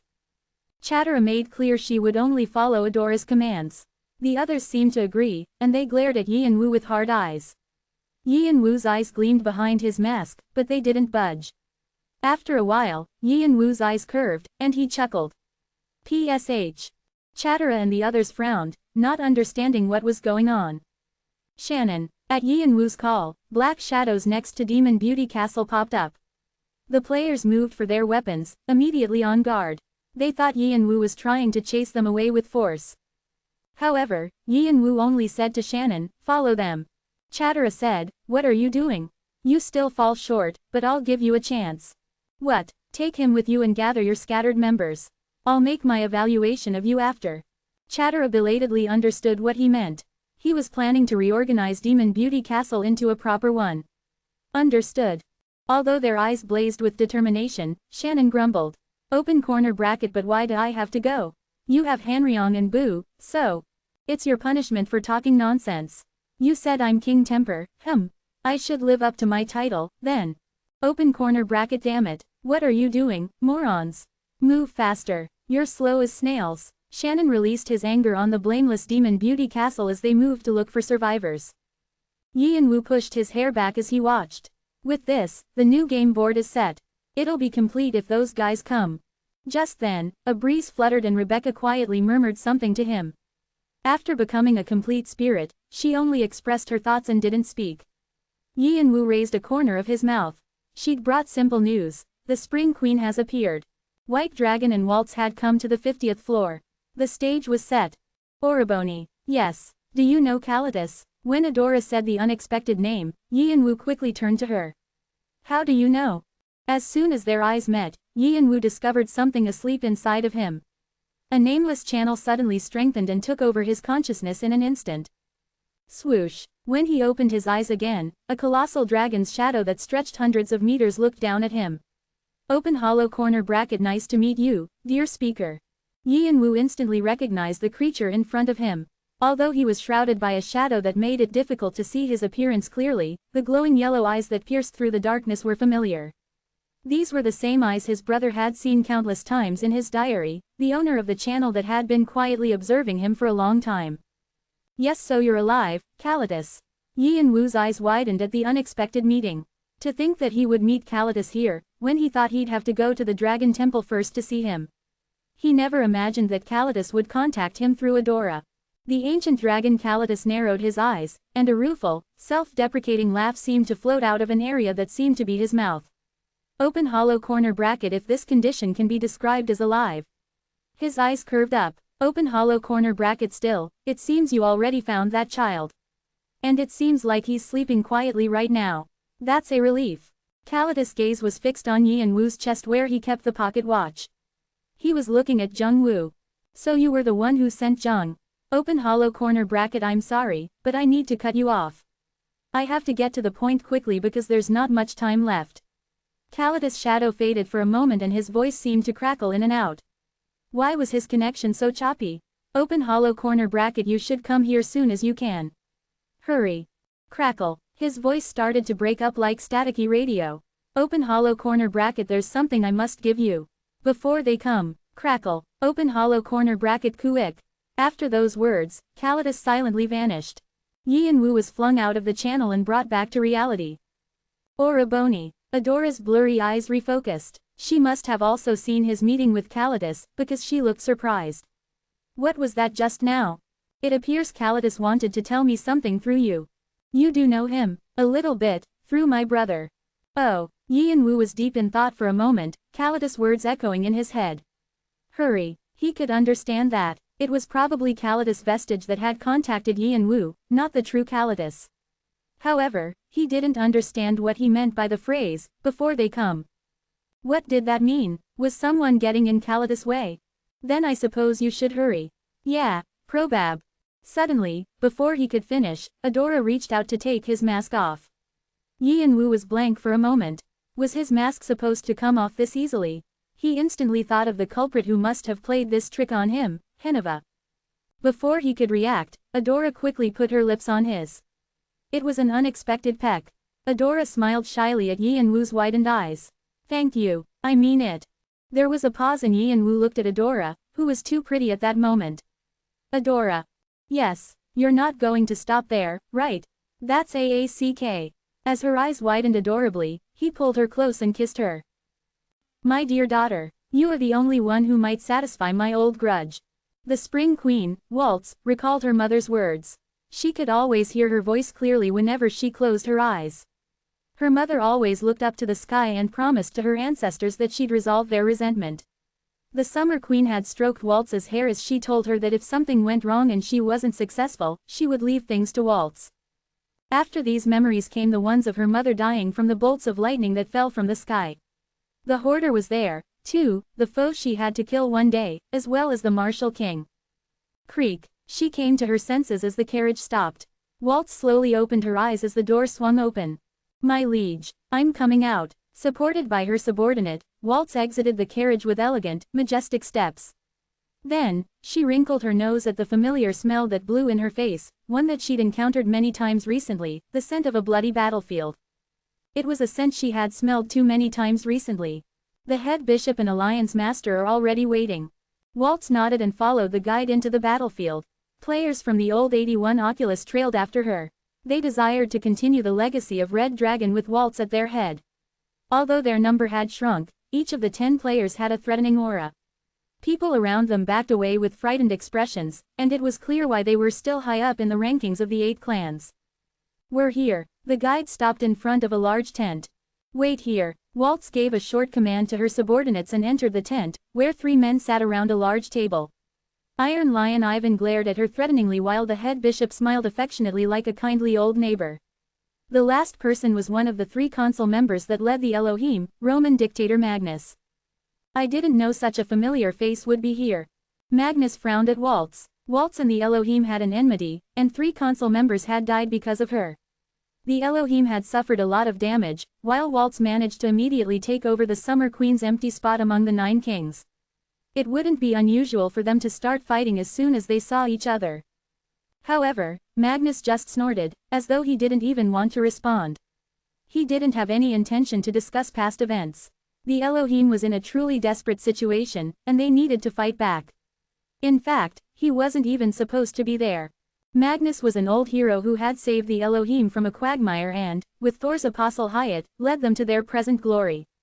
He was strong enough to be mentioned in the same breath as the 9 kings, but he had recently retired, leaving everything to the next generation. He'd been enjoying a relaxing life in the country, but the Elohim was now facing an unprecedentedly dangerous situation. They temporarily abolished the 3-member consul system that was created for the purpose of checks and balances, and brought back an authoritarian system that focused power on just one person. Magnus had been invited to take up that role. Magnus hadn't been interested in returning to the corrupt world, but he couldn't refuse his descendants' desperate pleas. He'd ignored Waltz's provocation nonchalantly because the Summer Queen's daughter was nothing more than a young child to him. The head bishop greeted Waltz. Welcome. It must have been a difficult journey considering how far away you were. The head bishop beckoned for her to take an empty seat. However, Waltz just looked at it indifferently and spoke to the head bishop without any intention of sitting down. There's someone completely useless here. Why is he here? Oh dear, what are you saying? How can we pursue the world in such a black and white way? The heavenly demon loves all creatures as they all have his touch. I don't have time to listen to your sermon. Get to the point. The head bishop smiled faintly. I'm saying he's useful, too. He'll help fill out our numbers and to be bait. If necessary, we can use him as firewood, too. It will make things easier. That's true, too. Ivan clenched his fist as the two, as well as the nodding Magnus, talked. Only a fool wouldn't understand whom they referred to as useful bait. Even though he was right there, they were blatantly talking about using him. Unfortunately, Ivan didn't have the power to protest against them. The Lion Alliance was the combination of many famous clans, but they couldn't be compared to the 8 clans. Above all, Ivan, their leader, was definitely not strong enough to be one of the 9 kings. The only reason he was part of the meeting was that he had arranged it.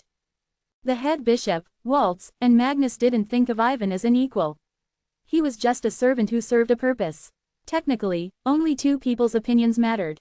Fine, the conditions are simple. That's what I wanted. We can't bother each other. Waltz's eyes blazed. Nothing more, nothing less. The head bishop smirked. You're saying we should walk our own paths. Is there a problem with that? Of course not. How neat. The silent Magnus finally added a few words. The head bishop patted the table in satisfaction and stood. Then I'll take my leave now that the discussion is over. I have lots to prepare. As he left, the bishops quietly waiting outside followed him with bowed heads. Magnus also quietly got up and led Urosh and the 7-member squad away. Waltz also left through the door she'd entered with the Oculus. The meeting ended without Ivan getting a single moment to speak. He clenched his teeth. Grind. Yi and Wu climbed the mountain with light steps after spending the night unexpectedly with Adora. He'd left quietly so he wouldn't disturb her, but she was already up and splashing ankle-deep in the stream. You're here, she greeted him with a welcoming smile. Was it because of what happened the night before? She seemed more energetic than usual. Yi and Wu found himself chuckling. Although Adora couldn't see his face through the mask, she could tell what expression he had on his face from the sound of his laughter. When did you wake up? It hasn't been that long. I guess you've just come back from somewhere. Yes, the market out front. I needed to stretch and get some food. What do you have? Yi and Wu raised his hand and stopped Adora from coming closer. I'll make you something soon, so just wait. He was going to cook for her. Oroboni himself. She hadn't ever seen Yi and Wu cook except for when he made Sesha's food, and her eyes widened. Yi and Wu grinned as he pulled out his cooking equipment from a subspace. Then, he began to clean the ingredients he'd found on the mountain. Adora left the stream, clasping her hands behind her back as she prowled around Yi and Wu, peeking at what he was doing. He was frying something in a large wok over an intense fire, but she had no idea what it was. As a member of royalty, she never had to cook, so the only ingredients she recognized were vinegar and sugar. He sliced pork thinly, mixing it with some starch before frying it in oil. She followed him around curiously as the smell began to waft in the air. However, Yi and Wu told her to sit down, so she had to stay back. Soon, he placed 2 dishes in front of her. One contained fried pork, the other a thick sauce. Adora cocked her head to one side. She'd never seen them before. What is this? Something called tangsuyuk. Tangsuyuk. It has a nice, savory taste. How do you eat it? Hold the meat with this and dip it in the sauce. Yi and Wu gave Adora some chopsticks. She fumbled with them as she picked up a piece of meat, dipped it in the sauce, and put it in her mouth. It was hot, but after she blew on it a few times, it cooled down to a nice temperature. Ah! Nibble, nibble. Her eyes widened after she chewed a couple of times. How is it? Delicious. I'm glad you like it. Yi and Wu's eyes curved under his mask. It's savory and sweet, and the sauce is so good. So is the texture of the meat. Adora ate a few more pieces and smiled shyly. I never thought I'd ever eat a meal you made for me. You're good at cooking, just as I thought. Only some dishes. It's not much, but it's still amazing that you can do this much. Adora put another piece in her mouth and smiled happily. It's like we're newlyweds, right? Yi and Wu wordlessly stroked Adora's head. She closed her eyes at his touch. Oroboni, I think you've changed a lot during the time we haven't seen each other. Really? Yes. In the past, it was like you were being chased by something, but now, it's like you're more relaxed. Like you've been relieved of a burden. Something like that. Yi and Wu thought she might be right. Crossing Tartarus, reuniting with his brother, and making friends one by one had changed something inside him. Will you tell me what happened? It's a long story. Even better, we have good food, too. Looking at her bright smile, Yi and Wu sat across from Adora. But Oriboni, dipping the meat in the sauce seems too plain. How about just mixing it in? No, Yi and Wu tried to stop her, but Adora already poured the sauce over the pork. It was reminiscent of the battle back home between those who dipped the meat and those who poured the sauce over the meat. Crunch, crunch, yup, it tastes better because it's blended together. Kalitas had told Yi and Wu to find him as soon as possible. However, it was impossible to get through the dragon labyrinth without preparation, and Yi and Wu needed time. The first step in his plan was to tap forces like Bloodland. The more forces appeared, the easier it would be to subjugate everyone. He had to wait for the fruit to ripen first. What happened between him and Adora was a result of his heightened emotions and relief. He hadn't expected it to happen, but that didn't mean their relationship would drastically change. As always, they would take care of each other. Adora listened with interest at the stories Yi and Wu told her. She was happy to hear he'd finally met Jung-woo and cried when she heard about Mother Earth's appearance in Tartarus and the mess she made. I've seen Alpharaon before. Alpharaon, he hadn't expected that, and he looked at her in surprise. Yes, I was very young, and it was only a glance. He visited my father once. Adora had never forgotten because the village had been in an uproar. Actually, I don't remember what he looked like. He probably used some magic that interferes with identification. Still, I remember his aura clearly because it was strange. His aura, yes, it was very unique. He stood in an aloof manner, but it seemed like he was also in trouble. Adora described her impression of Alpharaon. Like somehow he wanted to fall, as though he were deeply exhausted. It was something like that. Yi and Wu thought for a moment. Alpharaon in trouble, it was too different from his experience and so it was hard for him to picture it. However, Adora's insight was outstanding, and even at a young age, she could already view someone's essence clearly. Her impression of Alpharaon could possibly be accurate. I don't know. Yi and Wu swept his hair back. It occurred to him that the Alpharaon he and his brother had experienced might be different from what he was really like. But that doesn't mean anything will change. It didn't matter either way. Alpharaon was still a wall he had to climb to reach the peak of the tower. Of course, there were other walls he had to climb first before then. Oriboni, do you have more of this? It's so good. Adora looked at the empty plate with wistful eyes. There's plenty left, so eat as much as you want. But next time, just dip the meat in the sauce. If you pour it over the meat, it'll become sticky when it cools. But if you pour it in, the sauce mixes with the fried meat well. I want to eat it like that. Yi and Wu watched her eat tangsuyuk with the pouring method and sighed. I also made some coffee, do you want some? That night, Yi and Wu and Adora met the Gluttony Emperor. Ha ha ha, my comrade, the friend I've been waiting for. Why have you only shown up now? Do you know how much I've missed you? The Gluttony Emperor burst out in laughter and ran towards Yi and Wu. He had returned to his chubby form and his face was greasy as always. Yi and Wu was about to hug him back, but two crossed blades suddenly appeared between them. What is the meaning of this Duke Mowgli? Duke Tarbing. The owners of the swords were the Nan, Chaos, and Shin, Godly, of Gwairuk Nan Shin, Duke Mowgli and Duke Tarbing. Please forgive us, Your Majesty. However, there's something we must first hear from this man. Before the Gluttony Emperor could shout at them further, Duke Tarbing knelt and bowed his head. In the meantime, Duke Mowgli narrowed his eyes at Yi and Wu. Sir Kane, depending on your answer, we will put our lives on the line to dissuade the king from being close to you. Yi and Wu looked between Duke Mowgli and Duke Tarbing, then nodded dispassionately. As you wish. Because of this chessboard that you've set up, we've entered a situation with no escape. We are now enemies not only with White Dragon, but also with the Elohim. However, the plan you've proposed is too simple. How are you going to balance the disparity in strength? Adora glowered at him, but Yi and Wu stopped her. He replied without any concern, what if the Fantasy Regiment has expressed their intent to participate, and Demon Beauty Castle will soon gather their forces to join? Duke Mowgli scoffed. Ridiculous. You think groups of ruffians will be able to close the gap? They'll be ended by the Lion Alliance. It's not just those two. Yi and Wu smirked. You have me too. What? Clang. As soon as Yi and Wu finished speaking, a shadow soared up from the ground and brought down the sword Duke Mowgli was holding. At the same time, another sword emerged and reached Duke Mowgli's neck. Open corner bracket, don't move. The moment you do, your head will fall off. Hanryong stood behind him. When it had happened in an instant, Duke Mowgli's eyes widened. He was also an outstanding swordsman, but he hadn't read Hanryong's movements at all.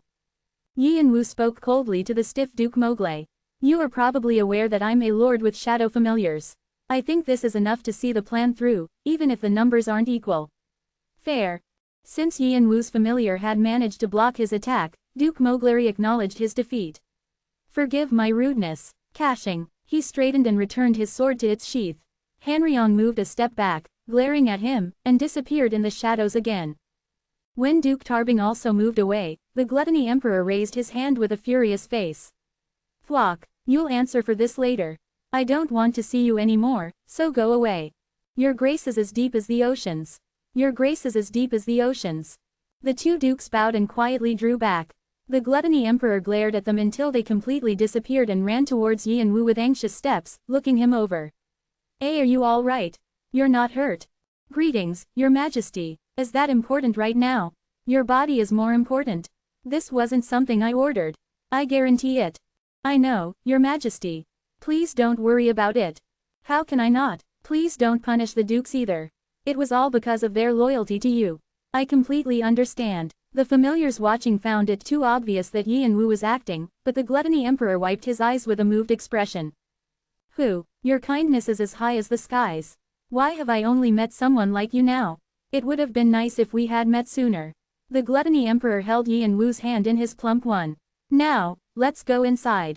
I've prepared a feast for you. The Gluttony Emperor led Yi and Wu inside his tent and continued to sing his praises. Prince Domo and Duke Tuantian followed him. Calatus grave. It's something that insolent Spring Queen and others will lust after. Ha ha ha, and you've made the chessboard so complex that their heads will be muddled. Inside the tent, there were various foods and wines on fancy plates. And as you requested, we're done with all the field research. Only the excavation is left. The Gluttony Emperor murmured, giggling. He had been trying to speak discreetly but everyone heard. As Yi and Wu rescued Adora and drew the attention of the enemies, Bloodland had studied the map Yi and Wu had given them and searched for the grave to see if it was authentic. Of course, they were successful and found the hidden stage. The Gluttony Emperor still remembered how his subordinates had come up to him with flushed faces to report that they found Calatus' grave. He licked his lips just thinking about it. Everyone says that there were so many precious items even just at the entrance. They had a glimpse at the reason why the old dragons had been classified as transcendental species and why the Summer Queen was able to rule the tower for so long. He rubbed a piece of the draconic species treasure that his subordinates had taken to him.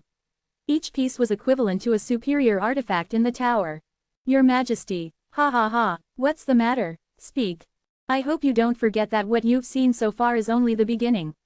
He meant that there were far more valuable items inside. And everything there will become yours. The Gluttony Emperor's smile widened, revealing all of his teeth. Then, he covered his mouth with his hand and tried to speak as solemnly as possible. Are you telling me to take your rewards? Or do you think of me as an ungrateful tyrant? This is all yours. I'm only helping a friend. Everything here belongs to you. Yi and Wu snorted to himself. You don't really think that? How could Yi and Wu not know of his endless greed? He was so greedy that he'd eaten his own brothers to take the throne. Perhaps that greed came from the soul stone in his stomach, the stone of gluttony. I don't have the power or desire to protect that treasure. Then wouldn't it be all right for your Majesty to take it all? The Gluttony Emperor barely stopped himself from grinning as he asked, then what about you? If you give me everything in there, there won't be anything for you. I only want one thing. Do as you wish. I swear on my name that I'll give you anything. Ha ha ha, we've had a lot of tough ordeals, but today, it feels like we have 1,000 troops with us. What's everyone doing? Bring the feast over. Why don't we look around the grave first before taking our time to enjoy the feast after? Ha ha, it's like you read my mind. I like everything you say. Good, I'll take you to the grave, I mean, the labyrinth. Follow me. Yi and Wu smirked as he watched the smiling Gluttony Emperor stride to the portal connected to the dragon labyrinth. I can't say I want your head, Gluttony. With a flash of light, their location changed. You have entered the hidden stage, Dragon Labyrinth. You are at the beginning of the labyrinth. The entrance to the labyrinth was so elaborate that it seemed impossible that it was only an entrance. It was wide enough to let thousands in at the same time, and there were various marble structures and paintings that depicted the legends of the draconic species. At the end was a massive door about 10 meters tall. It was so thick that it seemed impossible to budge. There were statues of humans in front of it sitting in lotus position with their eyes closed. They were so realistic that it seemed like they might come to life at any second. Bloody corpses lay on the ground around them, and there were signs on the ground and iron door that an intense battle had taken place. I heard the advance party didn't wait and attempted to get through. As you can see, the damage was quite bad. The Gluttony Emperor walked past his bowing subordinates and kicked the corpses on the ground with a grimace. They must be the guards that I've been hearing about. Probably. They're not your average guards. I'm sorry that I couldn't keep my promise. I'll take responsibility and punish the advance party. Yi Yanwu narrowed his eyes as he looked at the stone statue. Although the labyrinth under the Dragon Temple was also Kalidas' grave, more importantly, it serves as a type of museum that showcased the glory of the draconic species. It's divided into multiple sections that have their own specific tests. The ones that supervise the tests are the graveyard keepers, and since Kalidas was such an outstanding dragon king, there are many of them. Each graveyard keeper is named after a legendary dragon king, and they all live up to their names. They are as powerful as high rankers and can take on even the 9 kings. They have been given on only one command, to ensure that their master is not disturbed. Even those who enter by accident will be removed. Even though I am Kalidas' descendant, I wasn't exempted. There are 5 graveyard keepers that you need to be especially wary of, especially Balnanta. He's a battle automaton created by dragons who wanted to experiment to see how strong a player could be. While he was clearing the tutorial, Yi Yanwu had encountered copper scarecrow automatons in the boss room of Section A. They had been based on Balnanta, who was quietly slumbering in front of the iron door. A simple question a dragon had once asked had led to multiple dragons coming up with their ideas of the ultimate player. Kalidas himself had designed Balnanta, which was why it was so powerful. Most of the time, the automaton was calm, its functions suspended. But once a trespasser tried to creep through the labyrinth's entrance, Balnanta was programmed to wake up and immediately attack. The corpses scattered around it had likely tried to go through the door. Bloodland and Yi Yanwu had promised each other to pass through the door together after their preparations were finished, but it was clear that they'd violated their promise and made an attempt to enter first. Not that I expected anything different. It was impossible to be disappointed if you didn't have any trust in the first place. However, the Gluttony Emperor seemed to feel guilty, so he scolded the advance party that was examining the entrance. The captain of the advance party bowed, saying that he was willing to be punished. Yi Yanwu didn't pay too much attention to this farce and approached Balnanta. It's danger. The Gluttony Emperor and the advance party tried to stop Yi Yanwu, but Yi Yanwu walked just close enough to Balnanta without activating him. He attempted to project his thoughts into the automaton.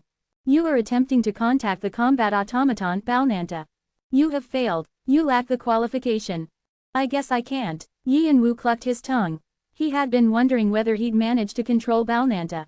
Even if Kalidas is alive, he can't influence the defenses of the labyrinth. Is that how it is? It wasn't going to be easy to reach Kalidas. I guess I have to go with my original plan. Yi Yanwu continued to send his thoughts into Balnanta. You are attempting to contact the combat automaton, Balnanta. You have failed. Due to repeat hacking attempts, the secondary defense system has been activated. Current system phase 3. The system is in a constant mode of activation. Flash. Suddenly, Balnanta opened its eyes. Although it was a stone statue, a sharp light appeared in its eyes, which rolled from side to side. They were as fierce as the eyes of a beast hunting its prey. Instantly, the entrance grew deathly silent. The Gluttony Emperor, who had been scolding the captain, and the advance party all shut their mouths and stared. Since the advance party had already fought Balnanta once, they were especially wary. They were ready to move, but Balnanta seemed content to glare at Yi Yanwu without budging. HMPH. That was dramatic. The Gluttony Emperor approached Yi Yanwu, grumbling as he wiped his sweat with a handkerchief. Balnanta was too tricky even for him to handle. Since they didn't know if there were any other violent monsters inside the labyrinth, he had to conserve his power. He couldn't waste it all carelessly. The preparation is done with this. Unlike the relieved Gluttony Emperor, Yi Yanwu was smiling behind his mask. The defense system progressed through different phases whenever trespassers appeared. Balnanta had been set up to stop intruders once Phase 2 had been activated, but Yi Yanwu's hacking attempts had made it more tolerant. As the Gluttony Emperor and the others sighed in relief at Balnanta's inaction, the statue was identifying and analyzing all the living creatures around it to determine the quickest way to eliminate all of them. If a battle began here, it'll quickly get to phases 4 and 5 and maybe even beyond that. Obviously, the higher the phase, the more Balnanta's combat power would increase. If the Lion Alliance, the Devil Army, the Elohim, and White Dragon were tossed into the mix, it would be pandemonium. Even if they somehow managed to defeat Balnanta, the other guards connected to the system would immediately take action and disorient them. Yianwu held back his sly smile and turned to the Gluttony Emperor. The Gluttony Emperor grinned in a manner that he probably thought was awe-inspiring, but the way his skin flapped only triggered disgust. Anyway, now that you've seen the labyrinth, you're going to get started right away, Yes, Your Majesty, once everyone appears. At that moment, Duke Mowgli approached and bowed. We have news that the Lion Alliance is headed towards our headquarters. The Devil Army, the Elohim, and White Dragon also acted right away after their meeting. Ha ha ha, they're not gentlemen either. Bloodland had planted a spy in the Lion Alliance who'd passed on the information that the Devil Army, the Elohim, and White Dragon were meeting. The Gluttony Emperor was wondering when they would make their move. He chuckled and turned to Duke Mowgli. Mowgli. Yes, Your Majesty. Duke Mowgli knelt humbly. You are aware that you have sinned against Cain and me, yes? Indeed, Your Majesty. Then you must lead those scumbags here, even if it costs you your life. Understood. Your wish is my command. Duke Mowgli bowed once more and quickly left. He was going to return to their headquarters, which would be surrounded by their enemies at this point. Psychos. They say they're citizens, but they're just used like cows. It was obvious how many Bloodland players would die as bait. As he watched the Duke go, Yianwu quietly murmured, Hanryong.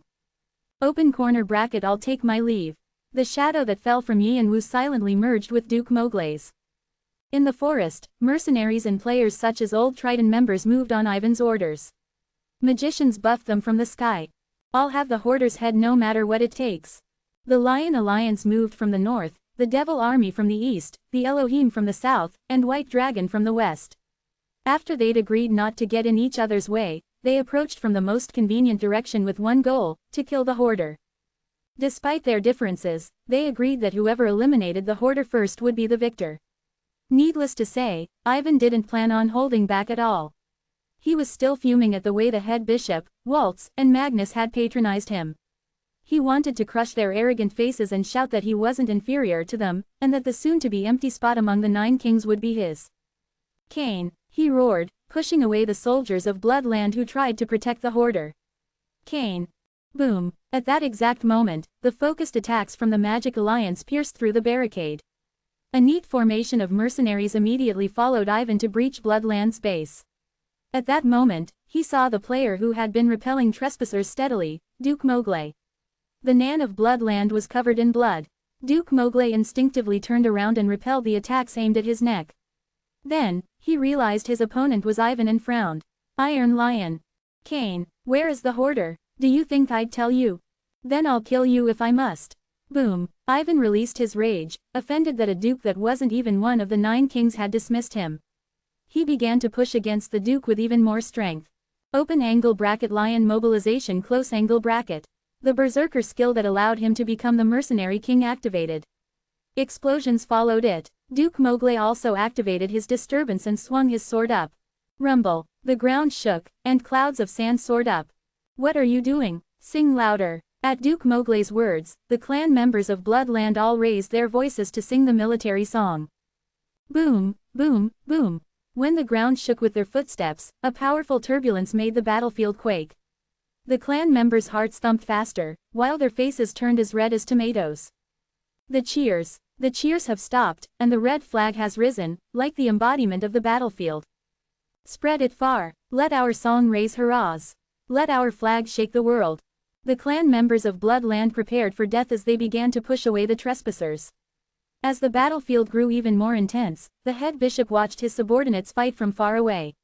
I don't see him from here. He clucked his tongue. While Ivan was clashing with Duke Mowgli, he learned that Yianwu and the Gluttony Emperor weren't at the base. Since the Ruyi Bang pieces are important, they can't be allowed to run free any longer. He pulled out a small, milky bead and smashed it. Oh, 7 great demon kings. Please summon the touch of the Wind Demon Lord to this location. Swish. The Wind Demon Lord responds to your summons. Celestial Wind and Waves is activating.